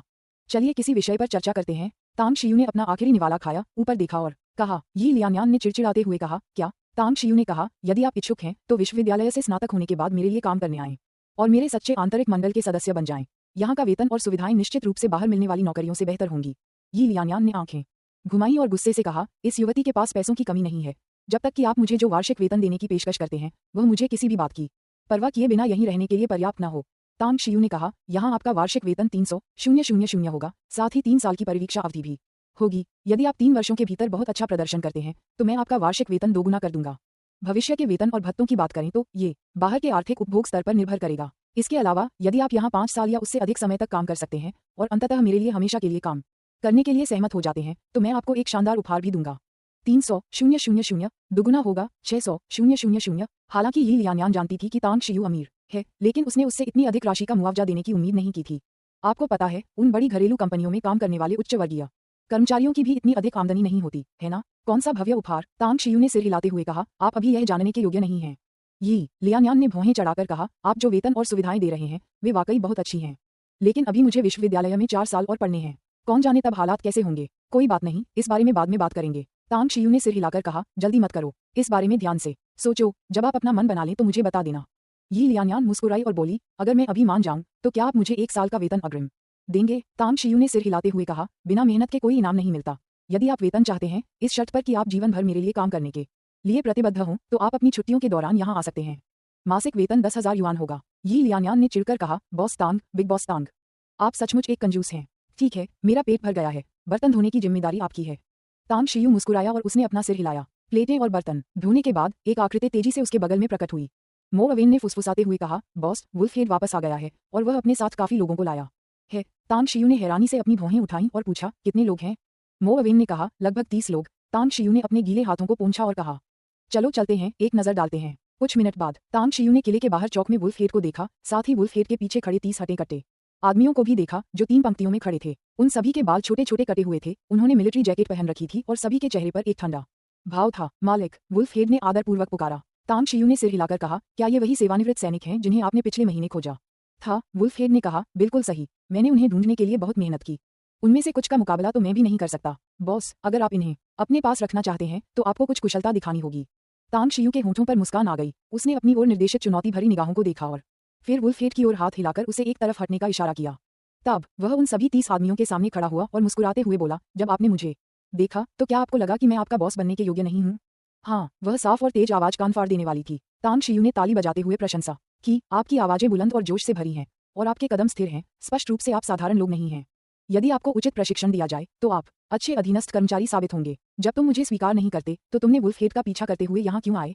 प्रतिवेदन, एक लंबे भावहीन चेहरे वाले व्यक्ति ने जोर से चिल्लाया। तांग शियू ने कहा, ये सेना नहीं है और तुम अभी मेरे सैनिक नहीं हो, इसलिए आपको रिपोर्ट चिल्लाने की जरूरत नहीं है। बोलो, मुझे बताओ कि तुम क्या कहना चाहते हो। उस निर्मम चेहरे वाले व्यक्ति ने जोर से कहा, हम जिज्ञासावश उनके पीछे आए थे। ये जानने की जिज्ञासा थी कि वुल्फहेड जैसा जंगली भेड़िया भी किसी का मोहरा कैसे बन सकता है। हमें आपके बारे में जानने की जिज्ञासा हुई। हम देखना चाहते हैं कि आप किस तरह के प्रभावशाली व्यक्तित्व वाले व्यक्ति हैं। अगर आप हमें संतुष्ट नहीं कर सकते तो भी हम चले जाएंगे। तांग शियू ने दूसरों की ओर देखा और गहरी आवाज में पूछा, क्या आप सभी एक ही बात सोच रहे हैं? हाँ, बाकी के 29 लोगों ने एक साथ जोर से जवाब दिया। तांग शियू ने अंगूठा ऊपर करके प्रशंसा की। शाबाश, चूंकि ऐसा है इसलिए मैं आप सभी के साथ खेलूंगा। चलो भी, मैं अकेला हूँ और मेरे सामने आप 30 लोग हैं। उस बड़े आदमी ने ताना मारते हुए कहा, तुम बहुत घमंडी और अभिमानी हो। हमें हम 30 की जरूरत नहीं है, मैं अकेला ही तुम्हें हरा सकता हूँ। बोलने के बाद वह भीड़ से बाहर निकल गया। आज के 3 अध्यायों के धमाकेदार अपडेट पूरे हो चुके हैं। भाई बहनों, आपका सप्ताहांत मंगलमय हो। अगर पर्याप्त संख्या में अनुशंसा टिकट और मासिक वोट मिलते हैं तो जिन्हें आज रात धमाकेदार अपडेट जारी रखने के लिए वापस आएगी। अध्याय 315 व्यवस्थित हो गया। तांग शियू ने अपनी आंखें सिकोड़ी, उसके होठों पर हल्की सी मुस्कान थी। सामने खड़े उस घमंडी बड़े आदमी को देखते हुए उसने सिर हिलाया और कहा, तुम सब कभी सैनिक थे, और वो भी कुलीन सैनिक। तुम्हें अपने प्रतिद्वंदी को कम आंकने के परिणाम पता होने चाहिए। तो अपनी पूरी ताकत दिखाओ, तुम सब एक साथ मुझ पर हमला करो। उस विशालकाय व्यक्ति ने मुट्ठी भींचकर गहरी आवाज में कहा, जब तक तुम मुझे हरा नहीं सकते तब तक तुम किसी और की ऊर्जा बर्बाद करने के लायक नहीं हो। मैं तुम्हें ये बात साफ साफ बता देता हूँ। 4 साल पहले राष्ट्रीय सैन्य क्षेत्रीय युद्ध प्रतियोगिता का विजेता मैं ही था। तांग शियू ने उसके गंभीर चेहरे को देखकर आह भरी। ठीक है, चूंकि तुम मुझसे अकेले ही लड़ने पर अड़े हो तो मैं तुम्हारे लिए एक अपवाद बना देता हूँ। आगे बढ़ो। हम उस विशालकाय व्यक्ति ने ठंडी सांस ली और झट से आगे की ओर झपटा। महज 2 सेकंड में ही वह तांग शियू तक पहुंच गया। खाना पकाने के बर्तन के आकार की उसकी मुट्ठी हवा में सीटी बजाती हुई तांग शियू के चेहरे की ओर जोर से टकराए। रफ्तार ये लगभग उस सीमा तक पहुंच गया था जो एक सामान्य व्यक्ति हासिल कर सकता है। ताकत उन्हें पूरा भरोसा था कि यह एक ताकतवर बैल को भी गिरा सकता है। तथापि उसे इस बात की उम्मीद नहीं थी कि तांग शियू ने वार को चकमा नहीं दिया या उससे बचने की कोशिश नहीं की। उसने बस सहजता से हाथ बढ़ाया और उसकी मुट्ठी पकड़ ली। वह कैसे संभव है? उस विशालकाय व्यक्ति की आंखें चौड़ी हो गईं। उसे ऐसा लगा मानो उसका मुक्का प्रतिद्वंद्वी की हथेली पर लगा ही न हो, बल्कि किसी लोहे की जकड़ में लग गया हो। और जब उसने पूरी ताकत से पीछे हटने की कोशिश की तो वह ऐसा कर ही नहीं पाया। 9 ड्रैगन द्वीप पर अभी अभी पहुंचे 29 अन्य पुरुषों के चेहरे पर भी आश्चर्य के भाव थे। वे एक बात जानते थे, तांग शियू से लड़ने वाला विशालकाय व्यक्ति न केवल 4 साल पहले राष्ट्रीय सैन्य क्षेत्र प्रतियोगिता का युद्ध चैंपियन था, बल्कि उसके पास अलौकिक शक्ति भी थी। उसका एक मुक्का लगभग 1000 पाउंड के बराबर था। लेकिन उनकी अविश्वसनीय रूप से तेज मुक्केबाजी और अपार ताकत को प्रतिद्वंद्वी इतनी आसानी से कैसे रोक सकता था? तांग शियू ने हल्की सी मुस्कान के साथ कहा, मैंने तुमसे कहा था, अकेले मुझसे लड़ना चींटी द्वारा पेड़ को हिलाने की कोशिश करने जैसा है। अपनी क्षमताओं को जरूरत से ज्यादा आंकना। जाओ। जैसे ही आखिरी शब्द जाओ खत्म हुआ, तांग शियू ने उस विशालकाय व्यक्ति की छाती पर लात मारी। प्रतिद्वंद्वी के प्रतिक्रिया करने से पहले ही जिस हाथ ने मुट्ठी खोली थी उसी ने फिर से मुट्ठी बनाई और उसके गाल पर जोरदार प्रहार किया। एक धीमी सी आवाज के साथ वह विशालकाय व्यक्ति लगभग 4-5 मीटर दूर जमीन पर गिर पड़ा। हालांकि वह चोटों को सहने में सक्षम था और तुरंत बेहोश नहीं हुआ, फिर भी वह अपना सिर हिलाता रहा और उठने में उसे काफी समय लगा। पूरा दृश्य सन्नाटे से भरा हुआ था। बाकी के 29 लोग सन्नाटे में खड़े होकर देखते रहे। उनका सदमा चरम पर था। उन्होंने कभी सपने में भी नहीं सोचा था कि नतीजा ऐसा होगा। उन्होंने ये भी नहीं सोचा था कि 4 साल पहले इस सैन्य क्षेत्र का युद्ध चैंपियन, विशेष बलों का एक कुलीन योद्धा, एक ही झटके में ढेर हो जाएगा। अगर तांग शियू उस बड़े आदमी को मारना चाहता तो वह अब तक शायद एक लाश बन चुका होता, है ना? तांग शियू ने बाकी लोगों के हैरान चेहरों को देखा और अंत में उसकी निगाह उस विशालकाय व्यक्ति पर टिकी जिसकी आंखों में डर साफ झलक रहा था। उसने मुस्कुराते हुए कहा, असल में मैं शेर को डराने के लिए पहाड़ पर प्रहार करना चाहता था, लेकिन आपने जिद की कि मैं बंदर को चेतावनी देने के लिए मुर्गी को मारूं। नाकामी का स्वाद अच्छा नहीं होता, है ना? मैं लापरवाह था, उस बड़े आदमी ने कड़वाहट से कहा। तांग शियू के चेहरे से मुस्कान लहरों की तरह गायब हो गई और उसने ठंडे स्वर में कहा, ये लापरवाही नहीं थी, ये तुम्हारा अहंकार था। मैंने पहले सोचा था कि तुम ये सिद्धांत समझते हो कि हमेशा कोई न कोई तुमसे बेहतर होता है, लेकिन पता चला कि तुम सब हद से ज्यादा अहंकारी हो। मेरे साथ यहाँ तुम्हें शायद मामूली चोटें ही आई हों, लेकिन अगर तुम इस मानसिकता के साथ दुश्मनों का सामना करते तो शायद अब तक तुम लाश बन चुके होते। मैं गलत था। उस विशालकाय व्यक्ति ने अपना सिर नीचे कर लिया। उसके चेहरे पर शर्मिंदगी के भाव थे।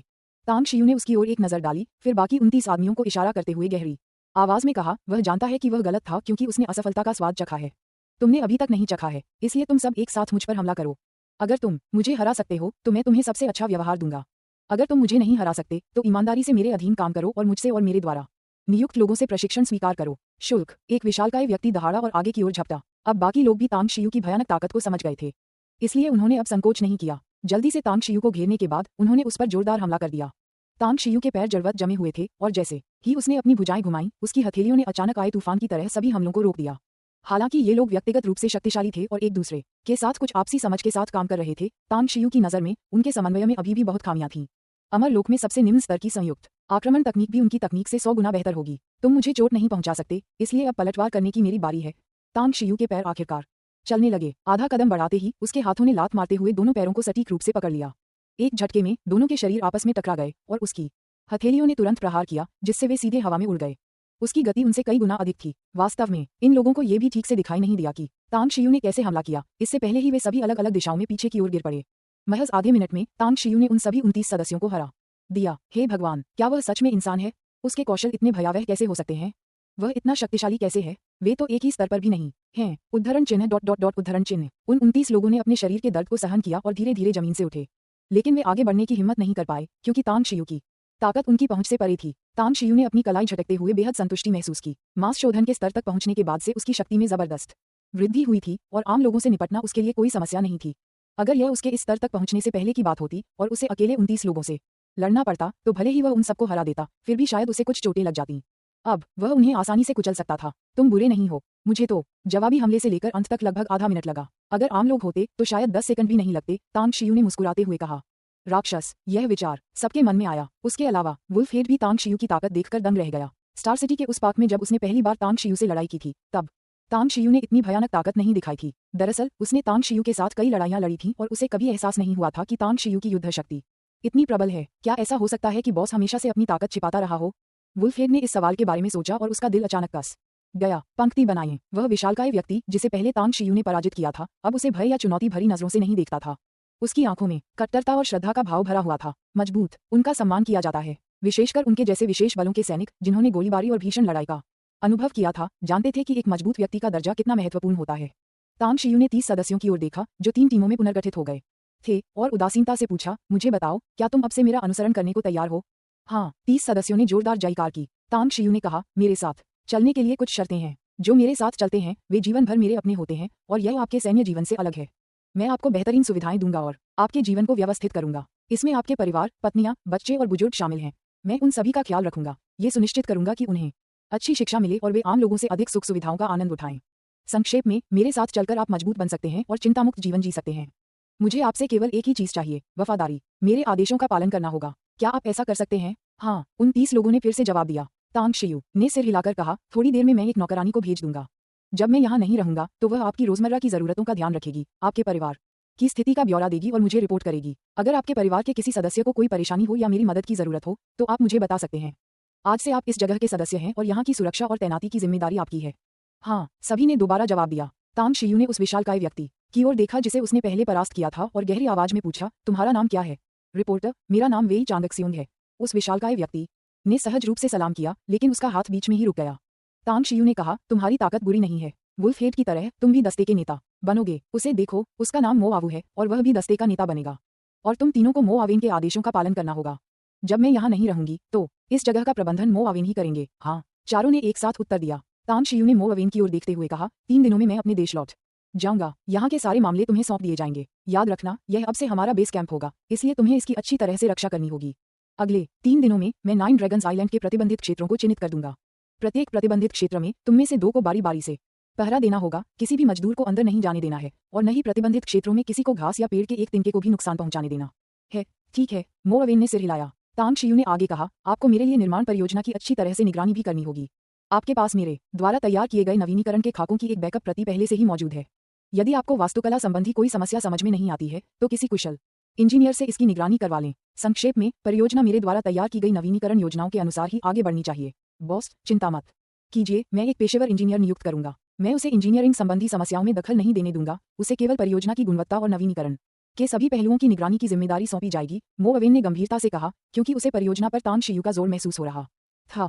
तांग शियू ने सिर हिलाया। अगले 3 दिनों तक तांग शियू ने मो अवेन और 3 दस्ते के नेताओं के साथ मिलकर 11 प्रतिबंधित क्षेत्रों को चिन्हित किया। इनमें 9 ड्रैगन्स आइलैंड के आसपास के 9 छोटे बंदरगाह मार्ग, महल और केंद्रीय ड्रैगन पल्स शामिल थे। ड्रैगन की नाड़ी शामिल थे। लॉन्ग, झेंग्यू और टॉम रैगे को भी तांग शियू ने अपने कर्मचारियों पर नजर रखने का निर्देश दिया। 3 दिन पलक झपकते ही बीत गए। अंत में, जैसे ही नया दिन शुरू हुआ, तांग शियू और यी लियान्यान साइपान जाने वाले मालवाहक जहाज पर सवार हो गए। परियोजना शुरू होने के कारण प्रतिदिन कई मालवाहक जहाज 9 ड्रैगन्स आइलैंड और साइपान के बीच आते जाते रहते थे। अध्याय 316 हांगकांग द्वीप में रहना। दूसरा अपडेट, मासिक टिकटों की तलाश। हांगकांग अंतर्राष्ट्रीय हवाई अड्डा। तांग शियू, जो एक ट्रैवल बैग लिए हुए थी, और यी लियान्यान हवाई अड्डे के निकास द्वार से बाहर निकली और उन्होंने हाओ लेई को देखा, जो काफी समय से उनका इंतजार कर रहा था। हाओ लेई अब और भी अधिक तेजस्वी और आकर्षक लग रही थी। हालांकि तांग शियू का ध्यान हाओ लेई के शरीर से निकलने वाली वास्तविक सार ऊर्जा के सूक्ष्म उतार चढ़ाव पर गया। काफी तेज प्रगति। तांग शियू ने मन ही मन प्रशंसा की और आगे बढ़ गया। बॉस, यह एक लंबा सफर रहा है।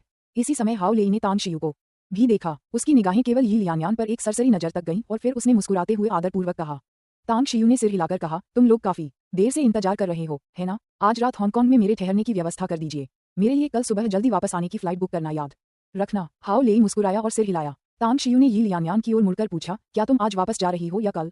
यी लियान्यान एक पल के लिए हिचकिचाई और धीमी आवाज में पूछा, भाई तांग, क्या आप जिस होटल में ठहर रहे हैं वह विशेष रूप से महंगा होगा? अगर यह बहुत महंगा है तो मैं इसे खरीद नहीं सकता। तांग शियू ने हंसते हुए कहा, मैं होटल में नहीं रुक रहा हूँ, मैं घर पर ही रुक रहा हूँ। यी लियान्यान ने आश्चर्य से पूछा, क्या हांगकांग में आपकी कोई संपत्ति है? तांग शियू मुस्कुराई, मुझे लगता है ऐसा ही है। यी लियान्यान ने झट से कहा, तो मैं एक रात के लिए तुम्हारे घर पर ही काम चला लूंगी। क्या पर्याप्त जगह है? पर्याप्त, तांग शियू ने कहा। यी लियान्यान ने चुपके से राहत की सांस ली और मुस्कुराते हुए कहा, हम 2-3 दिन से यात्रा कर रहे हैं और मैं थक गई हूँ। यहाँ एक रात रुकना बहुत अच्छा रहेगा।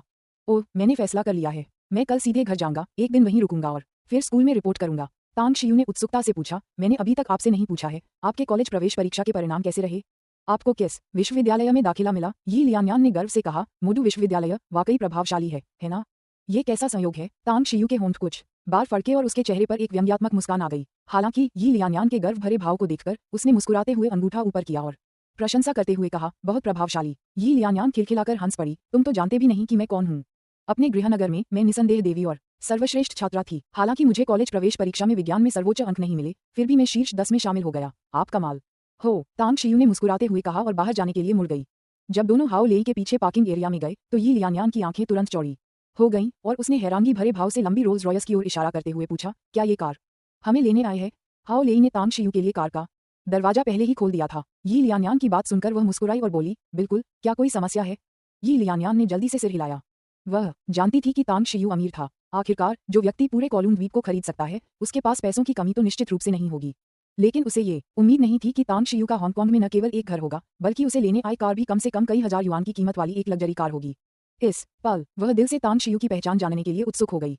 कार में सावधानीपूर्वक बैठने के बाद यी लियान्यान को कार गंदी होने का डर सता रहा था और वह पूरे शरीर में थोड़ी असहज महसूस कर रही थी। उसने चुपके से तांग शियू की ओर देखा, जिसका चेहरा शांत था और जिसने अपना फोन निकाल लिया था, और धीमी आवाज में पूछा, भाई तांग, आप वास्तव में क्या काम करते हैं? और ये खूबसूरत महिला ड्राइवर, ये कौन है? तांग शियू ने कहा, मैं कई तरह के व्यवसाय करता हूँ, इसलिए मैं विस्तार से नहीं बताऊंगा। वह कौन है, ये जानने के लिए उससे ही पूछ लें। ठीक है, मैं थोड़ी देर झपकी लेने जा रहा हूँ। ये कहते हुए कि उसने तुरंत अपनी आंखें बंद कर लीं। गाड़ी चला रही हाओ लेई ने अपना सिर घुमाया और एक मनमोहक मुस्कान दी, धीरे से अपने लंबे बालों को माथे से हटाया और हंसते हुए कहा, चलिए मैं अपना परिचय देती हूँ। मैं दाफू ज्वेलरी का महाप्रबंधक हूँ। आप मुझे जनरल मैनेजर हाओ कह सकते हैं, या आप मुझे मेरे नाम हाओ लेई से भी बुला सकते हैं। नमस्कार बहन हाओ लेई, यी लियान्यान ने तुरंत आवाज लगाई। तुरंत उसने चुपके से अपना फोन निकाला और ऑनलाइन दाफू ज्वेलरी के बारे में जानकारी खोजी। कुछ मिनट बाद उसका चेहरा बेहद हैरान हो गया था, उसकी आंखें चौड़ी हो गई थीं और उसका मुंह खुला रह गया था। बाइडू से मिली जानकारी के अनुसार दाफू ज्वेलरी की कुल संपत्ति 10 अरब से अधिक थी और महाप्रबंधक हाओ लेई एक कुशल व्यवसायी, धनी और सुंदरता एवं बुद्धिमत्ता दोनों की धनी थी। हे भगवान, इतना शक्तिशाली व्यक्ति, क्या वह तांग शियू का कर्मचारी है? क्या वो लोगों को हवाई अड्डे से लेने जैसे छोटे मोटे काम भी खुद करती है? क्या ऐसा हो सकता है? नहीं, ये क्या ऐसा हो सकता है? नहीं है, तांग शियू वास्तव में दाफू ज्वेलरी के बड़े बॉस हैं। नंबर 13, रिपल्स बे रोड, हांगकांग। जब लंबी रोल्स रॉयस विला के आंगन में पहुंची और पार्किंग स्थल पर खड़ी हुई तो हाओ लेई कार से बाहर निकला और तांग शियू के लिए दरवाजा खोलते हुए धीरे से बोला, बॉस, हम पहुंच गए हैं। तांग शियू ने कार से बाहर निकलने के बाद अपनी आंखें खोलीं, अंगड़ाई ली और कहा, तुम ठीक हो? तियान ली और बाकी 3 लोग कहाँ हैं? हाओ लेई तांग शियू का मतलब समझ गया और उसने तुरंत कहा, वे अभी भी जिंगमिन द्वीप पर हैं। मैंने निर्धारित समय से पहले ही काम पूरा कर लिया, इसलिए काम निपटाने के लिए मैं पहले हांगकांग लौट आया। अब बान रेस्टोरेंट भी अस्थायी रूप से मेरे प्रबंधन के अधीन है। तांग शियू ने सिर हिलाकर कहा, तुमने बहुत मेहनत की है। मैं यहाँ ठीक हूँ, अब आप वापस जा सकते हैं। जब मैं कल हांगकांग से रवाना होऊंगा तो आपको मुझे छोड़ने आने की जरूरत नहीं है। हम टैक्सी से वापस चले जाएंगे। हाँ। हाओ लेई ने थोड़ा झुककर अभिवादन किया, फिर दूसरी स्पोर्ट्स कार की ओर चले, दरवाजा खोला और गाड़ी चलाकर चले गए। रोल्स रॉयस से बाहर निकलते ही यी लियान्यान को ऐसा लगा जैसे वह सपना देख रही हो। वह पहले से ही एक लग्जरी कार में सवारी करने में सक्षम होने से हैरान थी, लेकिन उसने कभी उम्मीद नहीं की थी कि तांग शियू का घर इतना बड़ा महल होगा।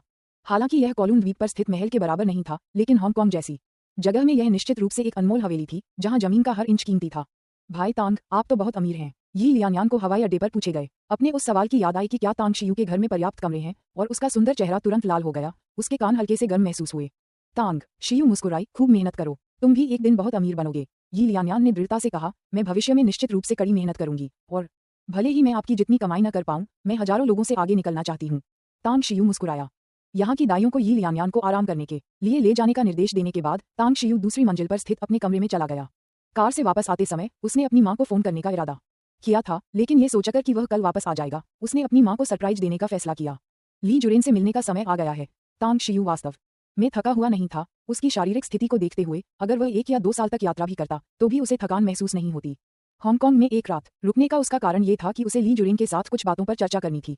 हेलो, क्या मैं पूछ सकता हूँ कि आप कौन हैं? ली जुरेन के निजी नंबर पर डायल करने के बाद एक महिला ने फोन उठाया। तांग शियू ने कहा, मैं ली जुरेन को ढूंढ रही हूँ, कृपया उन्हें फोन उठाने दें। श्रीमान, आपका नाम क्या है? मेरा नाम तांग शियू है। श्रीमान तांग, मुझे वास्तव में खेद है, हमारे बॉस इस समय झपकी ले रहे हैं और फोन का जवाब देने के लिए उपलब्ध नहीं हैं। मैं उसके जागने पर उसे सूचित कर दूंगा। ठीक है। फोन रखने के बाद तांग शियू को एहसास हुआ कि दोपहर के 2 बज चुके हैं, इसलिए वह नीचे गया और आया को खाना तैयार करने का निर्देश दिया। उसे आश्चर्य हुआ कि यी लियान्यान, जो थकान की शिकायत कर रही थी, अब ऊर्जावान थी और उत्साहपूर्वक लिविंग रूम में टैबलेट पर खेल रही थी। क्या तुम थके नहीं थे? तांग शियू ने उत्सुकता से पूछा। यी लियान्यान मुस्कुराई और बोली, मुझे पहले तो काफी थकान महसूस हो रही थी, लेकिन अब जब मैं यहाँ हूँ तो मुझे थकान महसूस नहीं हो रही है। भाई तांग, क्या आज दोपहर आपके पास कोई काम है? अगर नहीं तो क्या हम खरीदारी करने चलें? तांग शियू ने सिर हिलाते हुए कहा, मुझे कुछ काम है। यी लियान्यान ने आश्चर्य से पूछा, तुम अभी अभी वापस आए हो और तुम्हें पहले से ही कुछ काम करना है? तांग शियू ने कहा, मुझे किसी से मिलने जाना होगा। यी लियान्यान को अचानक बात समझ आ गई। उसने सिर हिलाया और कहा, चूंकि आपके पास समय नहीं है इसलिए मैं खुद ही खरीदारी करने चली जाऊंगी। मैंने मूल रूप से विदेश से सीधे घर लौटने की योजना बनाई थी, लेकिन मुझे हांगकांग में उतरने की उम्मीद नहीं थी। मैंने सुना है कि यह खरीदारी का स्वर्ग है, इसलिए मैं निश्चित रूप से इसका अनुभव करना चाहता हूँ। तांग शियू मुस्कुराया, सावधान रहना। अगर आपको कोई परेशानी हो तो हाओ लेई को फोन करें, मैं आपको उसका फोन नंबर बाद में भेज दूंगा। ठीक है, यी लियान्यान ने खिलखिलाकर मुस्कुराया। नंबर 79 डीप वाटर बे। ली जुरेन नींद से जागा। उम्र बढ़ने के साथ साथ उसकी ऊर्जा दिन प्रतिदिन कम होती जा रही थी। हालांकि उन्होंने खुद को अच्छी तरह से बनाए रखा, फिर भी वे उस शक्ति का विरोध नहीं कर सके जो समय उनके शरीर से छीन रहा था। कुछ मिनट बाद ली जुरेन पढ़ने के इरादे से बेडरूम से बाहर निकले, लेकिन उन्होंने देखा कि उनकी महिला सहायक गलियारे के कोने में सोफे पर बैठी दस्तावेजों के पन्ने पलट रही थी। कुछ गड़बड़ है क्या? महिला सहायक खड़ी हुई और सम्मानपूर्वक बोली, आपके पास 2 कॉल थी। ली जुरेन ने फोन उठाया और पूछा, किसने फोन किया था? महिला सहायक ने कहा, एक तो मुख्य भूमि से आए श्री मा काइविन थे और दूसरे का नाम तांग शियू था। तांग शियू। ली जुरेन एक पल के लिए स्तब्ध रह गया, फिर उसके चेहरे के भाव बदल गए। उन्हें मा काइविन के फोन की परवाह नहीं थी, लेकिन उन्हें तांग शियू के फोन की बहुत परवाह थी। रहस्यमय और शक्तिशाली बान रेस्टोरेंट के कारण उसे अपने मालिक तांग शियू के साथ अत्यंत सावधानी से पेश आना पड़ा। उसने कॉल रिकॉर्ड ढूंढा और तांग शियू का नंबर डायल किया। छोटे भाई तांग, क्या तुम मुझे ढूंढ रहे हो? ली जुरेन ने मुस्कुराते हुए कहा। उसके बगल में खड़ी महिला सहायक ने तांग शियू से कभी मुलाकात नहीं की थी और वह मन ही मन इस बात से हैरान थी कि ली जुरेन का पहला कॉल श्री मा काइविन को नहीं बल्कि उस युवा दिखने वाली तांग शियू को था। जी हाँ, मैं आपसे कुछ बात करना चाहता हूँ। क्या आपके पास समय है? चलिए मिलते हैं और बात करते हैं, तांग शियू ने कहा। ली जुरेन मुस्कुराई और बोली, अगर कोई और होता तो शायद मेरे पास समय ही न होता, लेकिन मेरे पास तुम्हारे लिए छोटे भाई टैंग बहुत समय है। आप जगह चुन लीजिए, मैं तुरंत आ जाऊंगा। तांग शियू ने कहा, मैं हांगकांग से परिचित नहीं हूँ, आप ही जगह चुन लीजिए। ली जुरेन ने कुछ देर सोचा और फिर कहा, तो चलिए बैंगनी बांस चाय के जंगल में मिलते हैं, मैं आपको पता बाद में भेज दूंगा। ठीक है। फोन रखने के बाद ली जुरेन ने अध्ययन कक्ष में जाकर पढ़ने की अपनी योजना को त्याग दिया और निर्देश दिया, गाड़ी तैयार रखो, मुझे बाहर जाना है, मैं इसका तुरंत इंतजाम कर दूंगा। आधे घंटे बाद purple bamboo tea forest ripples bay के अपेक्षाकृत एकांत क्षेत्र में स्थित था, जहां ऊंची इमारतें नहीं थीं बल्कि एक हरा भरा बांस का जंगल था। तांग शियू के यहाँ गाड़ी चलाकर आने के बाद उसे बांस के जंगल की ओर जाने वाली चौकी पर रोक दिया गया। हेलो महोदय, कृपया अपना सदस्यता कार्ड दिखाएं। तांग शियू ने सिर हिलाकर कहा, मेरे पास यहाँ का सदस्यता कार्ड नहीं है, मैं एक दोस्त से मिलने जा रहा हूँ। ली जुरेन, आप उन्हें जानते होंगे, है ना? सुरक्षा गार्ड थोड़ा हैरान हुआ, फिर उसका रवैया काफी सम्मानजनक हो गया और उसने कहा, आप श्री तांग शियू हैं, है ना? एल्डरली काफी देर से यहीं अंदर आपका इंतजार कर रहे हैं।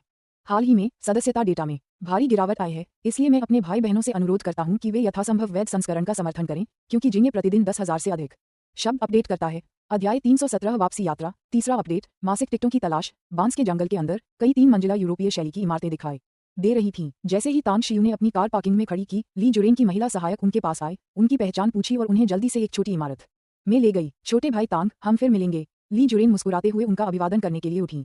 तांग शियू ने हल्की सी मुस्कान बिखेरी, ली जुरेन से हाथ मिलाया और हंसते हुए कहा, ली जी, इतनी दूर आने के लिए आपका बहुत बहुत धन्यवाद। दरअसल इस बार आपसे मिलने हांगकांग आने का मेरा मकसद एक व्यापारिक सौदे पर चर्चा करना था। ली जुरेन ने तांग शियू को बैठने के लिए आमंत्रित किया और उत्सुकता से पूछा, किस तरह का व्यापारिक सौदा है? तांग शियू ने कहा, जहां तक मुझे पता है आपकी कंपनी की एक शिपिंग कंपनी है। मैं आपसे कुछ मालवाहक जहाज किराए पर लेना चाहता हूँ। मुझे ठीक से नहीं पता कि मुझे उनकी कितने समय तक आवश्यकता होगी, लेकिन मैं मासिक भुगतान करूंगा। ली जुरेन ने उलझन में पूछा, छोटे भाई तांग, आपको जहाज किराए पर लेने की क्या जरूरत है? तांग शियू ने कहा, मैंने प्रशांत महासागर में एक द्वीप खरीदा है और वहां कुछ निर्माण कार्य चल रहा है। काम का बोझ बहुत ज्यादा होने के कारण मुझे माल परिवहन के लिए मालवाहक जहाजों की जरूरत है। दरअसल मैंने विदेश से कई परिवहन विमानों का ऑर्डर दिया है और साइपन से कुछ मालवाहक जहाज किराए पर लिए हैं, लेकिन इनकी संख्या पर्याप्त नहीं है। ली जुरेन ने पूछा, आपको कितने मालवाहक जहाजों की आवश्यकता है? तांग शियू ने कहा, लगभग 20। ली जुरेन मन ही मन चौंक गई और बोली, छोटे भाई तांग सचमुच उदार हैं। ऐसा क्यों ना हो, मैं आपको 20 मालवाहक जहाज दे देती हूँ और आप जब तक चाहें उनका इस्तेमाल कर सकते हैं। किराए की बात छोड़िए, मैं पहले से ही डिलीशियस रेस्टोरेंट की ऋणी हूँ और जहाजों के किराए के लिए आपसे पैसे लेना अनुचित होगा। तांग शियू ने सिर हिलाते हुए कहा, व्यापार तो व्यापार है, एक पैसा भी कम नहीं हो सकता। आप कीमत बताएं, वरना मैं किसी और से मालवाहक जहाज किराए पर लेना पसंद करूंगा।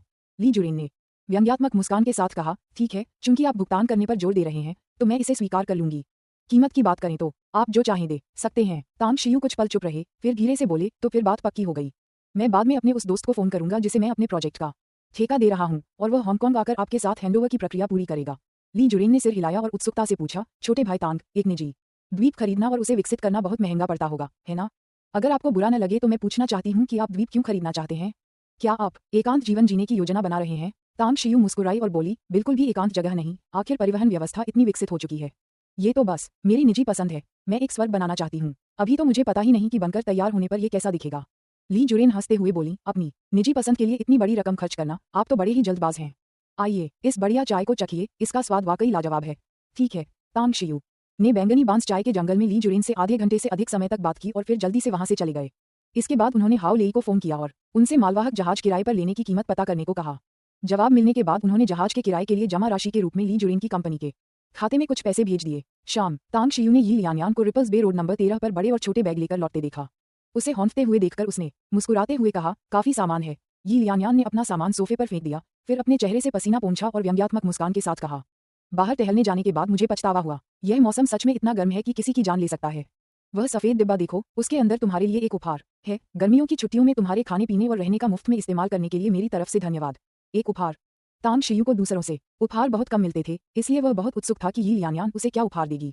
हालांकि जब उसने सफेद डिब्बा खोला तो उसका चेहरा अचंभित हो गया और उसने पूछा, क्या आप वाकई मेरे लिए ही उपहार लाई हैं? सफेद बॉक्स के अंदर मुट्ठी के आकार की बैंगनी रंग की शुभ गुड़िया, बहुत प्यारी। यी लियानयान ने कहा, बेशक यह आपके लिए ही उपहार है। मैंने बुटीक में काफी समय बिताकर इतनी अच्छी चीज चुनी है। बड़े भाई तांग, आप में एक अलग ही आकर्षण है और आप शायद ही कभी मुस्कुराते हैं। अगर कोई अजनबी आपको देख ले तो वह आपसे ऐसे दूर भागेगा जैसे कोई बीमारी हो। इसलिए मुझे लगता है कि अगर आप अपनी चाबी के गुच्छे में एक शुभ गुड़िया बांध लें तो ये बहुत दिलचस्प होगा और इससे दूसरों को भी लगेगा कि आप अधिक मिलनसार हैं। तांग शियू अचंभित रह गई और आश्चर्य से पूछा, आपने कहा कि मेरे पास एक मजबूत घातक आभा है? यी लियानयान को वह पल याद आया जब उसने पहली बार तांग शियू को खून से लथपथ और ठंडे चेहरे के साथ देखा था और उसने सिर हिलाते हुए कहा, हालांकि मैं जानती हूँ कि समुद्री डाकुओं को मारना अच्छा काम है, फिर भी तुमने आखिर लोगों को मारा है। मुझे बस डर है कि कहीं तुम्हारे मन में कोई नकारात्मक विचार न रह जाए। मेरा मतलब है, अगर तुम इस उपहार से संतुष्ट नहीं हो तो मैं वापस जाकर इसे लौटा दूंगी। तांग शियू मुस्कुराई और बोली, संतुष्ट हूँ, धन्यवाद। तभी यी लियानयान ने संतुष्टि से सिर हिलाया। अगले दिन तांग शियू ने यी लियानयान को बोर्डिंग गेट में प्रवेश करते देखा और उसके कुछ अनिच्छुक चेहरे को देखकर उसने अपना फोन हिलाया। आधे घंटे बाद वह भी विमान में सवार हो गया। हालांकि उसका गंतव्य ब्लू सिटी नहीं बल्कि जिंगमिंग द्वीप था। जब वह जिंगमिंग द्वीप पर स्थित बार्न रेस्टोरेंट पहुंचा तो सुबह के केवल 10 बज रहे थे। ग्रैंड मास्टर, क्या आप अब मास्टर से मिलने जा रहे हैं? तांग शियू को देखकर गु शियाक्सू ने पूछा। तांग शियू ने कहा, हाँ, मैं अभी उससे मिलने जा रही हूँ। और हाँ, हांगकांग से खरीदी हुई जंगली जिनसेंग भी ले आना, मुझे उसे कुछ दवा देनी है। गु शियाक्सू ने कहा, जंगली जिनसेंग ओल्ड जी के पास है। जब वह वापस आएगी तो या तो वह औषधि कक्ष में दवा बना रही होगी या उत्कृष्ट पैगोडा में गुरु के साथ होगी। इस समय उसे उत्कृष्ट पैगोडा में साधना करनी चाहिए। जल्द ही दोनों उत्कृष्ट पैगोडा पहुंचे। जी चिमेई को देखने के बाद तांग शियू जंगली जिनसेंग लेकर 7वीं मंजिल पर गु यान एर के बिस्तर के पास आए, जहां वह कोमा में पड़ी थी। यान आखिरी बार कब जागी थी? 5 महीने और 9 दिन। तांग शियू ने फिर पूछा, उसके जागने के पैटर्न के अनुसार उसे जागने में कितना समय लगेगा? गु शियाक्सू ने कहा, इसमें लगभग 1 महीना और लगेगा। हालांकि चूंकि गुरुजी ने औषधि ले ली है इसलिए वह जल्दी जाग सकती हैं। तांग शियू ने कुछ देर सोचा और फिर कहा, मैं आज स्टार सिटी लौट रही हूँ। मैजिक सिटी यूनिवर्सिटी सितंबर की शुरुआत में शुरू हो रही है और मुझे वहां रिपोर्ट करना है। जब मैं रवाना होंगी तो मैं ओयांग लुलू का निजी जेट उधार लूंगी। जैसे ही यान एर जाग जाए आप मुझसे तुरंत संपर्क करें और मैं जितनी जल्दी हो सके वहां पहुंच जाऊंगी। ठीक है, गु शियाक्सू ने सिर हिलाकर कहा। तांग शियू ने जी चिमेई से चाकू मांगा, जंगली जिनसेंग का एक टुकड़ा काटा और उसे अपने मुंह में रख लिया। तुरंत ही उसने हाथ बढ़ाकर गु यान एर के तांजोंग एक्यू पॉइंट पर दबाया और आधे मिनट तक धीरे धीरे मालिश करने के बाद अपना हाथ हटा लिया। अब से हर 7 दिन में जिनसेंग का एक टुकड़ा काटकर यान एर के मुंह में रखें। फिर जिनसेंग के टुकड़े के औषधीय प्रभावों को अवशोषित करने में मदद करने के लिए उसके तांजोंग एक्यू पॉइंट पर आधे मिनट तक मालिश करें। गु यान एर ने सिर हिलाकर कहा, अब से मैं ये काम खुद ही कर लूंगी। तांग शियू ने हाथ हिलाते हुए कहा, तुम दोनों बाहर जाओ, मैं यान एर के साथ यहीं रुकूंगा। गु शियाक्सू और जी चिमेई के जाने के बाद तांग शियू ने गु यान एर को प्यार से गले लगाया, उसे अपने ऊपर सहारा लेने दिया और धीरे से कहा, यान एर, बहुत सारे काम होने के कारण तुम्हारा गुरु हमेशा तुम्हारे साथ नहीं रह सकता। मेरी माँ की विश्वविद्यालय में पढ़ाई करने की इच्छा पूरी करने की बात तो अलग है, साधना के मामले में भी मुझे पैसे कमाने और साधना के लिए बहुत सारी सामग्री खरीदने के लिए कड़ी मेहनत करनी पड़ती है। लेकिन चिंता मत करो, मैं लगन से साधना करूंगा और जब मेरी साधना का स्तर काफी ऊंचा हो जाएगा तो मैं तुम्हारे इलाज का कोई ना कोई उपाय जरूर ढूंढ लूंगा। इसके अलावा मैंने पृथ्वी पर एक द्वीप खोजा है जो 9 dragon spitting pearl secret realm से बहुत मिलता जुलता है, जहां हम कभी रहते थे। इसे रूपांतरित करने के बाद मैं स्वयं वहां एक्सक्विजिट पैगोडा लेकर आऊंगा। उस समय मैं आपको वहां बसाने के लिए हर संभव प्रयास करूंगा। इसके अलावा आपके गुरु ने शाही बैंगनी ऊर्जा की खोज कर ली है। एक बार जब मैं आपको वहां स्थानांतरित कर दूंगा तो मैं शाही बैंगनी ऊर्जा को आपके शरीर में स्थानांतरित करने का तरीका खोज लूंगा। शाही बैंगनी ऊर्जा से आपके शरीर में सुधार होगा और मुझे लगता है कि यह आपके लिए बहुत बेहतर होगा। जल्दी उठो, तुम्हारा मालिक तुम्हें मुस्कुराते हुए देखना चाहता है। तांग शियू काफी देर तक बड़बड़ाता रहा, रात होने तक। फिर वह उत्कृष्ट पैगोडा से निकला। जब वह रेस्तरां में भोजन कर रहा था तभी ओयांग लुलू वहां आ गई। तांग शियू, मैंने सुना है कि तुम मेरा निजी जेट उधार लेना चाहते हो। ओयांग लुलू बिना किसी शिष्टाचार के तांग शियू के सामने बैठ गई। अपने सामने रखे चम्मच कांटे उठाए, खाने का एक निवाला लिया और पूछा। तांग शियू ने कहा, बिल्कुल सही, मुझे आपका निजी जेट उधार लेना होगा। ओयांग लुलू ने तांग शियू को घूरते हुए गुस्से से कहा, नहीं। तांग शियू चौंक गई, फिर मुस्कुराई और बोली, हम दोस्त हैं। ओयांग लुलू ने चिढ़कर कहा, मुझे दोस्ती की धमकी मत दो। तुमने अभी तक अपना वादा पूरा नहीं किया है। तुमने मुझे बहुत देर तक परेशान किया है। तांग शियू ने उलझन में पूछा, मैंने आपसे जो वादा किया था। कैसा वादा? ओयांग लुलू ने गुस्से में चॉपस्टिक मेज पर पटकी, फिर हाथों को मेज पर टिकाकर खड़ी हो गई। झुककर गुस्से से बोली, तुमने तब मुझसे वादा किया था कि तुम मेरे माता पिता से मिलने मेरे साथ घर आओगे। क्या हुआ? लगभग 2 महीने हो गए हैं, है ना? तुम अभी तक मेरे साथ वापस नहीं आए हो। तांग शियू अवाक रह गया। एक के बाद एक कई घटनाओं का सामना करने के कारण वह ओयांग लुलू से किए अपने वादे को भूल गया था। एक पल हिचकिचाने के बाद उसने धीरे से पूछा, क्या मैं आज रात जाऊं? ओयांग लुलू ने ठुड्डी ऊपर उठाते हुए नाक सिकोड़ी और बोली, आज रात नहीं। मेरे माता पिता जिंगमिन द्वीप पर नहीं है, इसलिए तुम्हारा जाना बेकार है। छोड़ो भी, क्योंकि तुम मेरे माता पिता से मिलने जाने को तैयार हो तो मैं तुमसे बहस नहीं करूंगी। मेरा निजी विमान हवाई अड्डे पर खड़ा है, तुम जब चाहो उसका इस्तेमाल कर सकते हो। मैं तुम्हें पायलट और फ्लाइट अटेंडेंट के फोन नंबर बाद में भेज दूंगी। जब भी तुम्हें जरूरत हो उनसे संपर्क कर लेना। धन्यवाद, तांग शियू ने हल्की मुस्कान के साथ कहा। ओयांग लुलू ने तांग शियू को एक बार फिर आंखें घुमाकर देखा, अपनी चॉपस्टिक दोबारा उठाई और बोली, तुम्हें जानना वाकई बदकिस्मती है। हर बार तुम मुझ पर हुक्म चलाती हो, वहीं दूसरी तरफ तुम विदेश मौज मस्ती करने जाती हो और मुझे साथ तक नहीं ले जाती। मुझे परवाह नहीं, चलो अभी तय कर लेते हैं, अगली बार जब तुम मौज मस्ती करने जाओगी तो मुझे जरूर साथ ले जाना। कोई बात नहीं। तांग शियू ने मुस्कुराते हुए सहमति जताई। रात के खाने के बाद तांग शियू खड़ी हुई और बोली, मुझे जाना चाहिए। मैं आज रात स्टार सिटी लौट रही हूँ और सामान पैक करने के बाद मैं परसों मैजिक सिटी यूनिवर्सिटी में रिपोर्ट करूंगी। ओयांग लुलू ने तुरंत कहा, मैंने फैसला कर लिया है। तांग शियू ने उलझन में पूछा, आपने क्या फैसला किया है? ओयांग लुलू ने चिढ़कर कहा, मैं अभी नहीं बताऊंगी, मैं तुम्हें ये करने के बाद बताऊंगी। आज का तीसरा अपडेट, मैं अपने भाई बहनों से 2 बातों पर चर्चा करना चाहता हूँ। 1, कल से नया सप्ताह शुरू हो रहा है, इसलिए कृपया मुझे और अधिक अनुशंसा टिकट भेजकर समर्थन करें। 2, जिंगे ने वीचैट के आधिकारिक खाते पर एक और अतिरिक्त अध्याय लिखा है जो तांग शियू के पिता की 20 साल पुरानी कहानी के बारे में है, और यह भी कि सू शांगविन और झांग मियुनसू लिंग्यू और तांग शियू के प्रति इतने कठोर क्यों थे। कृपया इसे ध्यान से पढ़ें। अध्याय 318 घर वापसी। पहला अपडेट, कृपया आगे पढ़ें। रात के समय स्टार सिटी किसी सपने की तरह जगमगा रही थी। रात के आकाश में तारों की रोशनी के छोटे छोटे कण लटके हुए थे, मानो कोई खुला हुआ कागज का स्क्रॉल हो।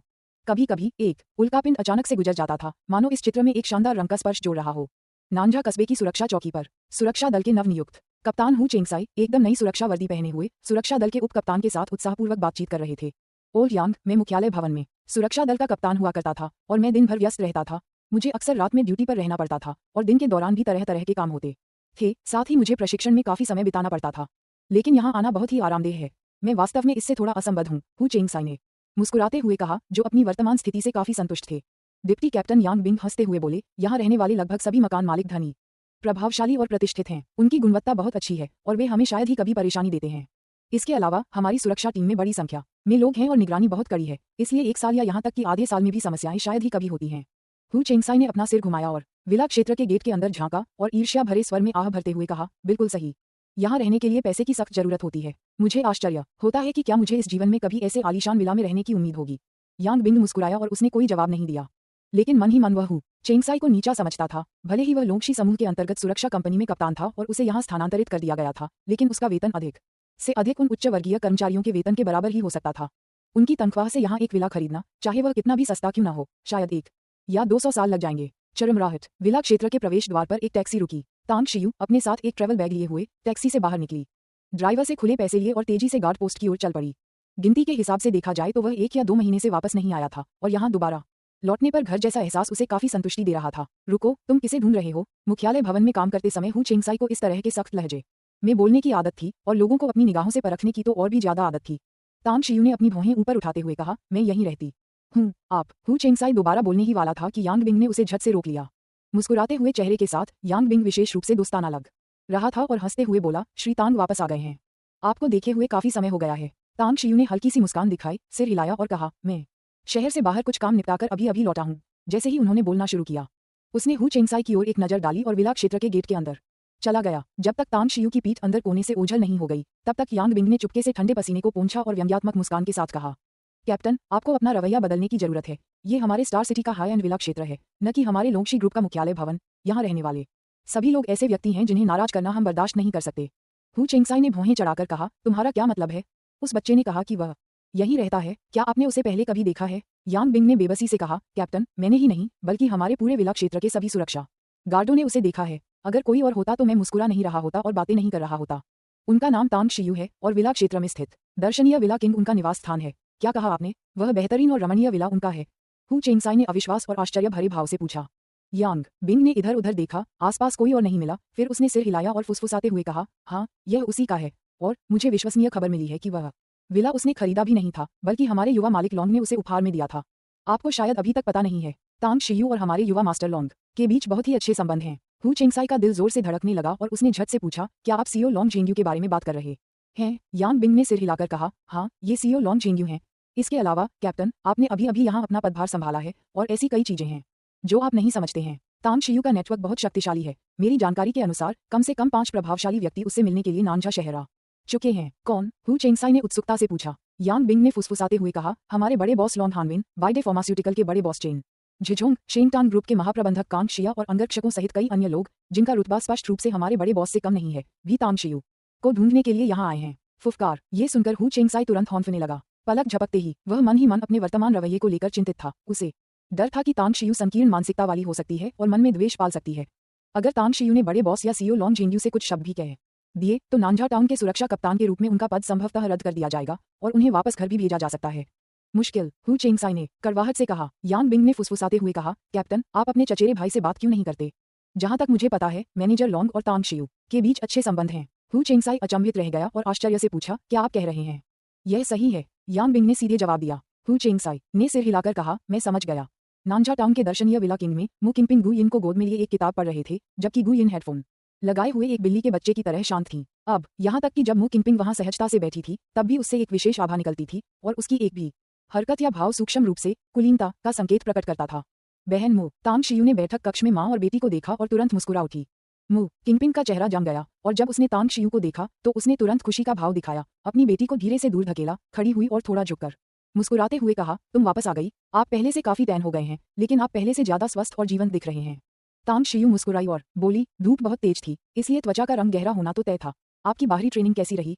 क्या वे चारों प्रशिक्षक पहले ही जा चुके हैं? मु किंगपिंग ने सिर हिलाकर कहा, वे चले गए हैं। वे वाकई अद्भुत प्रशिक्षक हैं और उन्होंने इस दौरान मुझे बहुत कुछ सिखाया।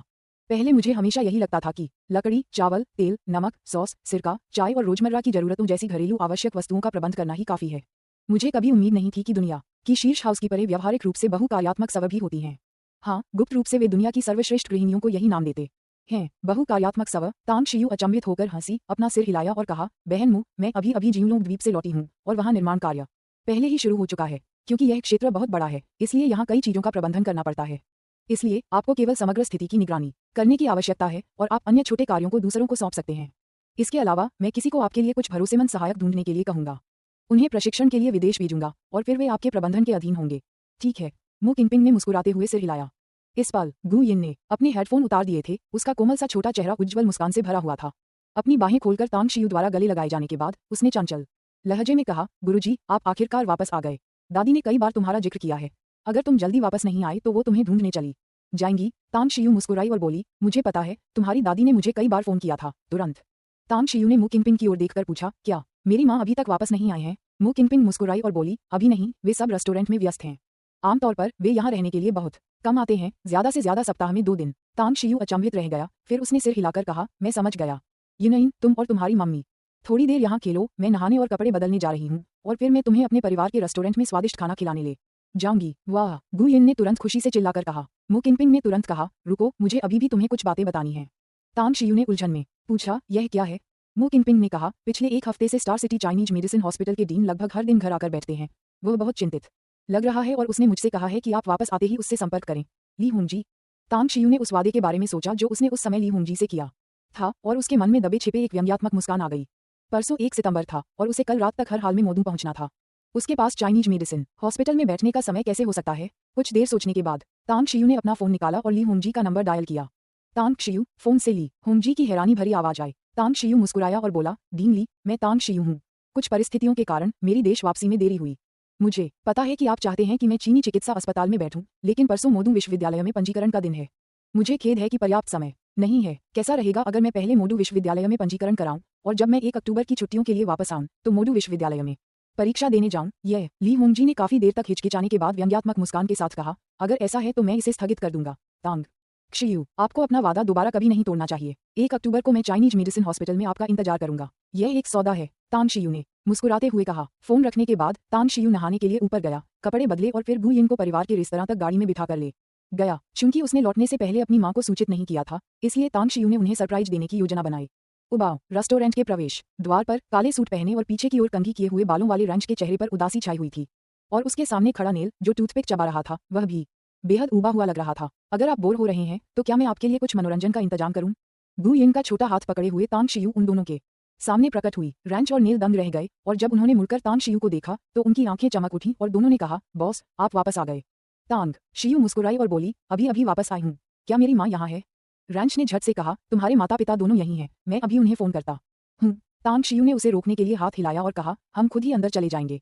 वैसे अगर आप दोनों को रेस्टोरेंट में बोरियत महसूस हो तो मैं आपको एक नई नौकरी दे दूंगा। अगर तुम दोनों अच्छा प्रदर्शन करोगे तो मैं तुम्हारी तनख्वाह दोगुनी कर दूंगा। रंज और नेल की आंखें चमक उठीं और उन्होंने झट से पूछा, बॉस आप हमें किस तरह का काम दे रहे हैं? तांग शियू मुस्कुराई और बोली, मैं पहले अपनी माँ से मिलने जाऊंगी और फिर आज रात आपसे विस्तार से बात करूंगी। 30 जुलाई को लाल पैकेटों की बारिश से पहले जिंगये के वीचेट सार्वजनिक खाते पर प्रतिदिन एक अतिरिक्त अध्याय अपडेट किया जाएगा। कवर पर मौजूद किरदार का सही अनुमान लगाने वाले पहले 3 लोगों को एक बड़ा लाल लिफाफा मिलेगा। अब तक कई दोस्तों को निजी लाल लिफा अध्याय 319 अतीत की यादें। रेस्टोरेंट का कारोबार खूब फल फूल रहा था। हर भोजन के समय रेस्टोरेंट खचाखच भरा रहता था। स्वादिष्ट और किफायती व्यंजनों ने कई पुराने ग्राहकों को वापस आने के लिए प्रेरित किया, और अच्छी चर्चा फैलने से नए ग्राहक भी बड़ी संख्या में आने लगे। अब सु लिंग्यू सुखद आश्चर्य और चिंता दोनों से भरी हुई थी, क्योंकि बार बार विस्तारित किए जाने के बावजूद भी रेस्तरां में आने वाले सभी मेहमानों को जगह नहीं मिल पा रही थी। हर दिन रेस्टोरेंट खुलने के 2 घंटे के भीतर ही दोपहर के भोजन और रात के खाने के लिए सभी टेबल और निजी कमरे पूरी तरह से बुक हो जाते थे। युंडे, क्यों न हम बगल वाली कई दुकानें भी अपने कब्जे में ले लें? सु लिंग्यू ने रेस्तरां के दफ्तर में चिंतित भाव से पूछा। तांग युंडे का स्वास्थ्य काफी हद तक सुधर गया था। 1 महीने से अधिक के आराम और स्वास्थ्य लाभ के बाद वह अब लगभग एक सामान्य व्यक्ति की तरह हो गया था। अपनी पत्नी की बात सुनकर वह थोड़ा मुस्कुराया और बोला, अगर तुम उन्हें अपने कब्जे में लेना चाहती हो तो चलो उन्हें अपने कब्जे में ले लेते हैं।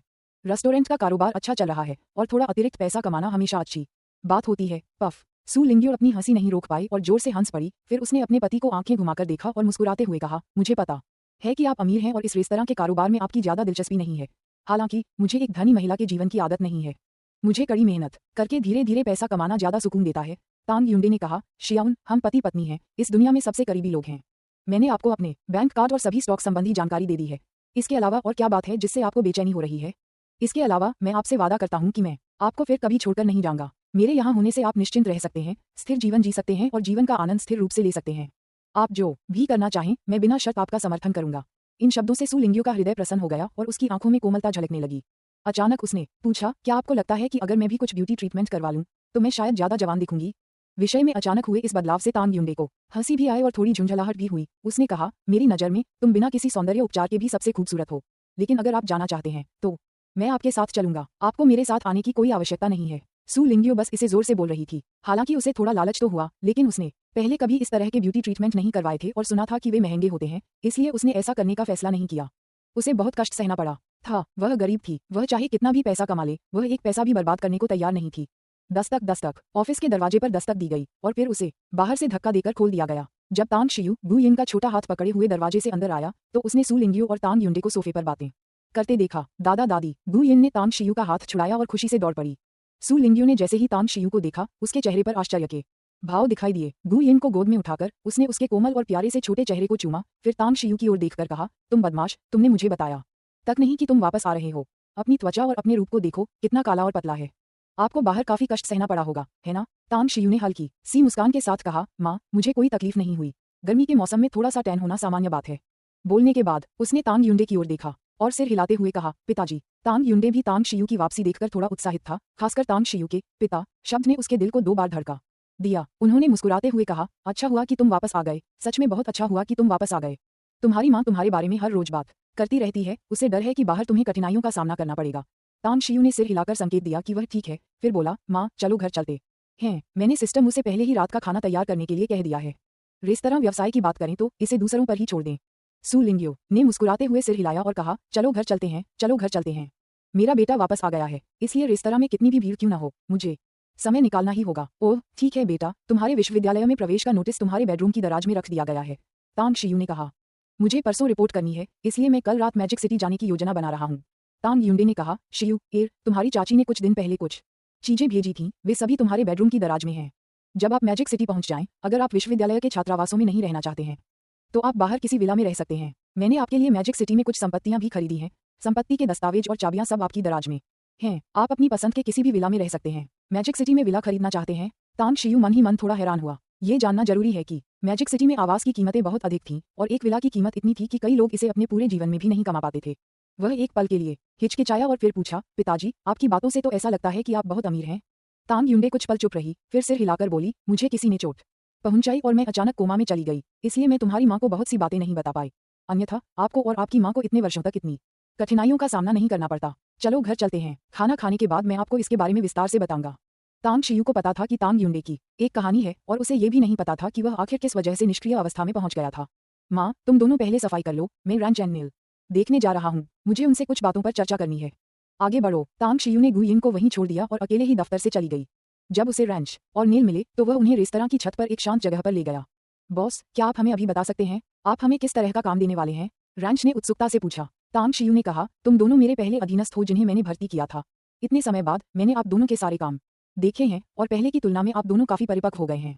इसलिए मैं आपको एक बहुत ही महत्वपूर्ण और चुनौतीपूर्ण कार्य सौंपने की तैयारी कर रहा हूँ। रैंच और नील ने एक दूसरे की ओर देखा, उनकी आंखों में खुशी झलक रही थी। तांग शियू के इस कथन ने उन्हें बेहद उत्साहित कर दिया। तांग शियू ने कहा, मैं अनाथ बच्चों के एक समूह को गोद लेने की योजना बना रही हूँ, लेकिन किसी अनाथालय से गोद लेना स्पष्ट रूप से अवास्तविक है। इसलिए मैं आप दोनों से 2 टीमें बनाने के लिए कहूंगा जो मेरे लिए पूरे देश में अच्छे चरित्र वाले बच्चों की तलाश करेंगी। जहां तक उम्र की बात है, अधिमानतः 2 से 8 वर्ष की आयु के बीच के बच्चे। रैंच ने उलझन में पूछा, बॉस, आप इतने सारे बच्चों को गोद क्यों लेना चाहते हैं?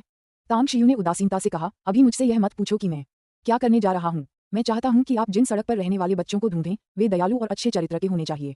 इस पहलू पर मैं निगरानी के लिए लोगों को भेजूंगा। अगर आप अच्छा प्रदर्शन करते हैं तो वेतन 2 गुना होने की बात तो छोड़ ही दीजिए, यहाँ तक कि वेतन में 10 गुना वृद्धि भी कोई समस्या नहीं है। वास्तव में नील की आंखें चौड़ी हो गईं, जिससे उसके चेहरे पर परमानंद का भाव प्रकट हुआ। तांग शियू मुस्कुराई और बोली, बिल्कुल सच। आप दोनों की टीम बनाने से पहले मैं आप दोनों को कुछ धनराशि दूंगा।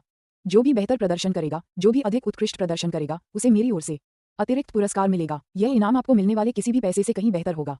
रैंच ने तुरंत पूछा, बॉस, हमें कितनी बड़ी टीम की जरूरत है? तांग शियू ने कहा, ज्यादा लोग नहीं, आप में से प्रत्येक अधिकतम 6 लोगों का नेतृत्व कर सकता है। मैं आपको बता सकता हूँ, इस दुनिया में बहुत सारे बेघर बच्चे हैं, लेकिन मेरे लिए किसी को भी ढूंढकर मत रखिए। मुझे अच्छे चरित्र वाले, होशियार और बुद्धिमान बच्चे चाहिए। याद रखिए, मुझे मात्रा से अधिक गुणवत्ता चाहिए, सिर्फ गिनती पूरी करना नहीं। रैंच और नील तुरंत तांग शियू का मतलब समझ गए और दोनों ने सिर हिलाकर अपनी समझ का संकेत दिया। तांग शियू ने कहा, बाद में मैं आप सभी के बैंक खातों में 5 मिलियन ट्रांसफर कर दूंगा। आप इसे कैसे खर्च करते हैं, यह आपका अपना मामला है, लेकिन याद रखना, 2 महीने के भीतर आप में से प्रत्येक को मेरे लिए 20 बेघर बच्चों को ढूंढना होगा। 2 महीने। रैंच और नील ने एक दूसरे की ओर देखा, उनके दिलों में एक मजबूत जुझारू भावना जागृत हुई। तांग शियू ने फिर कहा, 2 महीने में कोई आपसे संपर्क करेगा। उस समय आप उन 40 बेघर बच्चों को उनके हवाले कर देंगे। उन बच्चों को ले जाने के बाद कई तरह के परीक्षण किए जाएंगे और कुछ बेघर बच्चों को अलग कर दिया जाएगा। आप दोनों ने जितने अधिक बेघर बच्चों को ढूंढा और वे अब भी वहीं रह रहे हैं, उतना ही बेहतर आपने काम किया है। रैंच ने पूछा, बॉस, आप मारे गए सड़क के बच्चों के साथ क्या करने की योजना बना रहे हैं? तांग शियू ने उदासीनता से कहा, चूंकि वे तुम्हारे द्वारा मिल सके, यह एक प्रकार का भाग्य ही है। मैं स्वाभाविक रूप से उन्हें पहले की तरह एकाकी और अनिश्चित जीवन जीने नहीं दूंगा। जहां तक उनके आयोजन की बात है, आपको उसके बारे में चिंता करने की जरूरत नहीं है। हाँ, दोनों ने एक साथ जवाब दिया। कुछ मिनट बाद गु यिन का छोटा हाथ पकड़े हुए तांग शियू अपने माता पिता के साथ रेस्तरां से बाहर निकल गया। जब वे नानशा टाउन लौटे तब तक शाम के 9 बज चुके थे। मु किंगपिंग ने खुद स्वादिष्ट व्यंजनों की एक मेज पकाई और सू लिंग्यू के आग्रह पर उन सभी ने पेट भरकर भोजन किया। इसके बाद सू लिंग्यू ने मु किंगपिंग को बचा हुआ खाना साफ करने में मदद की, जबकि तांग शियू और तांग युंडे दूसरी मंजिल पर स्थित अध्ययन कक्ष में चले गए। शियू, मैं पहले भी इस अध्ययन कक्ष में आ चुका हूँ, लेकिन मैंने अंदर किसी भी चीज को नहीं छुआ। तांग युंडे को आया से पता चला था कि तांग शियू अपने अध्ययन कक्ष में दूसरों के प्रवेश को लेकर बहुत सतर्क रहते थे। जब वह जागा तो उसने पाया कि उसका एक बेटा है और वह पहले से ही इतना बड़ा हो चुका है कि वह उसे और भी ज्यादा प्यार करने लगा। तांग शियू को नाराज होने से बचाने के लिए उसने एक स्पष्टीकरण दिया। तांग शियू ने कहा, ये ठीक है, वह नियम निचले स्तर के कर्मचारियों के लिए है। चलिए आपकी स्थिति के बारे में बात करते हैं। जब से तुम जागे हो तब से लेकर अब तक हमारी ठीक से बातचीत नहीं हुई है। तांग युंडे ने व्यंग्यात्मक मुस्कान के साथ कहा, तुम्हारे लहजे से मुझे ऐसा क्यों लग रहा है कि तुम पिता हो और मैं बेटा हूँ? तांग शियू स्तब्ध रह गया, फिर मन ही मन अवाक रह गया। उसे किसी पुरुष का बेटा होने की आदत नहीं थी, क्योंकि इससे पहले उसके पास केवल एक माँ ही थी। अचानक पिता के आने से उनमें अनजाने में ही बोलने की पहल करने की आदत विकसित हो गई। बैठो और बातें करो। तांग शियू सोफे पर बैठ गया और लापरवाही से अपनी जेब से एक सिगरेट निकाली। मुझे एक दे दो। तांग युंडे ने उंगली से इशारा किया और सिगरेट जलाने और कुछ कश लेने के बाद उसने धीरे से कहा, दरअसल सब्जी बनने से पहले ही मैं बहुत अमीर था। अगर गिनती करें तो लगभग 20 साल हो चुके हैं। मेरी पिछली पहचान बहुत संवेदनशील थी और यहाँ तक कि तांग परिवार के सदस्यों में भी बहुत कम लोग मेरी दूसरी पहचान के बारे में जानते थे। कुल मिलाकर शायद 10 लोग भी नहीं थे। कौन सी पहचान? एक सैनिक। अध्याय 320। बुनियाद। अभी 3 और अध्याय आने बाकी हैं। कृपया मुझे मासिक टिकट दें। वर्षों के कठिन संघर्ष के बाद सारी शान शौकत धुल गई। तांग युंडे की आंखें थोड़ी धुंधली थीं, क्योंकि बीते हुए घटनाक्रम किसी फिल्म के दृश्यों की तरह उसके दिमाग में कौंध रहे थे। लोहे के दृढ़ संकल्प वाले एक वीर पुरुष का साहस, युद्धग्रस्त इलाके में गोलियों की बौछार और वह जुनून और समर्पण जो वफादार आत्माओं का प्रतीक था। बहुत समय बाद तांग युंडे आखिरकार अपनी यादों से जागा। उसके होठों पर एक कड़वी मुस्कान थी और उसने आह भरी, हाँ, उस समय मैं हमारी हुआशिया ड्रैगन सोल स्पेशल फोर्सेज का कप्तान था और अपने वतन की रक्षा की भारी जिम्मेदारी मेरे कंधों पर थी। हमारी स्पेशल फोर्सेज यूनिट देश की सभी स्पेशल फोर्सेज में सर्वश्रेष्ठ थी। ड्रैगन सोल स्पेशल फोर्सेज में शामिल होने वाले हर सदस्य के पास असाधारण रूप से मजबूत व्यक्तिगत युद्ध कौशल और टीम सहयोग की प्रबल भावना थी। हम शायद ही कभी देश में रहते थे। अधिकांश समय हम दुनिया भर में तैनात रहते थे, बेहद खतरनाक मिशनों को अंजाम देते थे। 22 साल पहले ड्रैगन सोल स्पेशल फोर्सेज के कप्तान के रूप में अपने तीसरे वर्ष में गलत सूचना के कारण मैं और मेरी टीम एक विकट परिस्थिति में फंस गए थे। अंत में मेरे 6 साथी युद्ध में शहीद हो गए और मैं और 2 अन्य किसी तरह लड़ते हुए वहां से निकल आए। उसके बाद हम तीनों छिप गए। हमें मिशन जारी रखना था और अपने शहीद साथियों का बदला लेना था। जब हमें खुफिया जानकारी मिली और हमने दोबारा कार्रवाई की, तब भी हम दुश्मन के जाल में फंस गए। उस समय हम सौभाग्य से नदी में कूदकर बच निकले। हालांकि मेरे एक साथी को पैर में गोली लग गई, जिससे नसों में खराबी आ गई और वह अपाहिज हो गया। इस समय तांग युंडे रुका, तांग शियू की ओर देखा और पूछा, तुमने सही अनुमान लगा लिया होगा, है ना? तांग शियू ने सिर हिलाते हुए कहा, मैंने कुछ हद तक अनुमान लगा लिया था।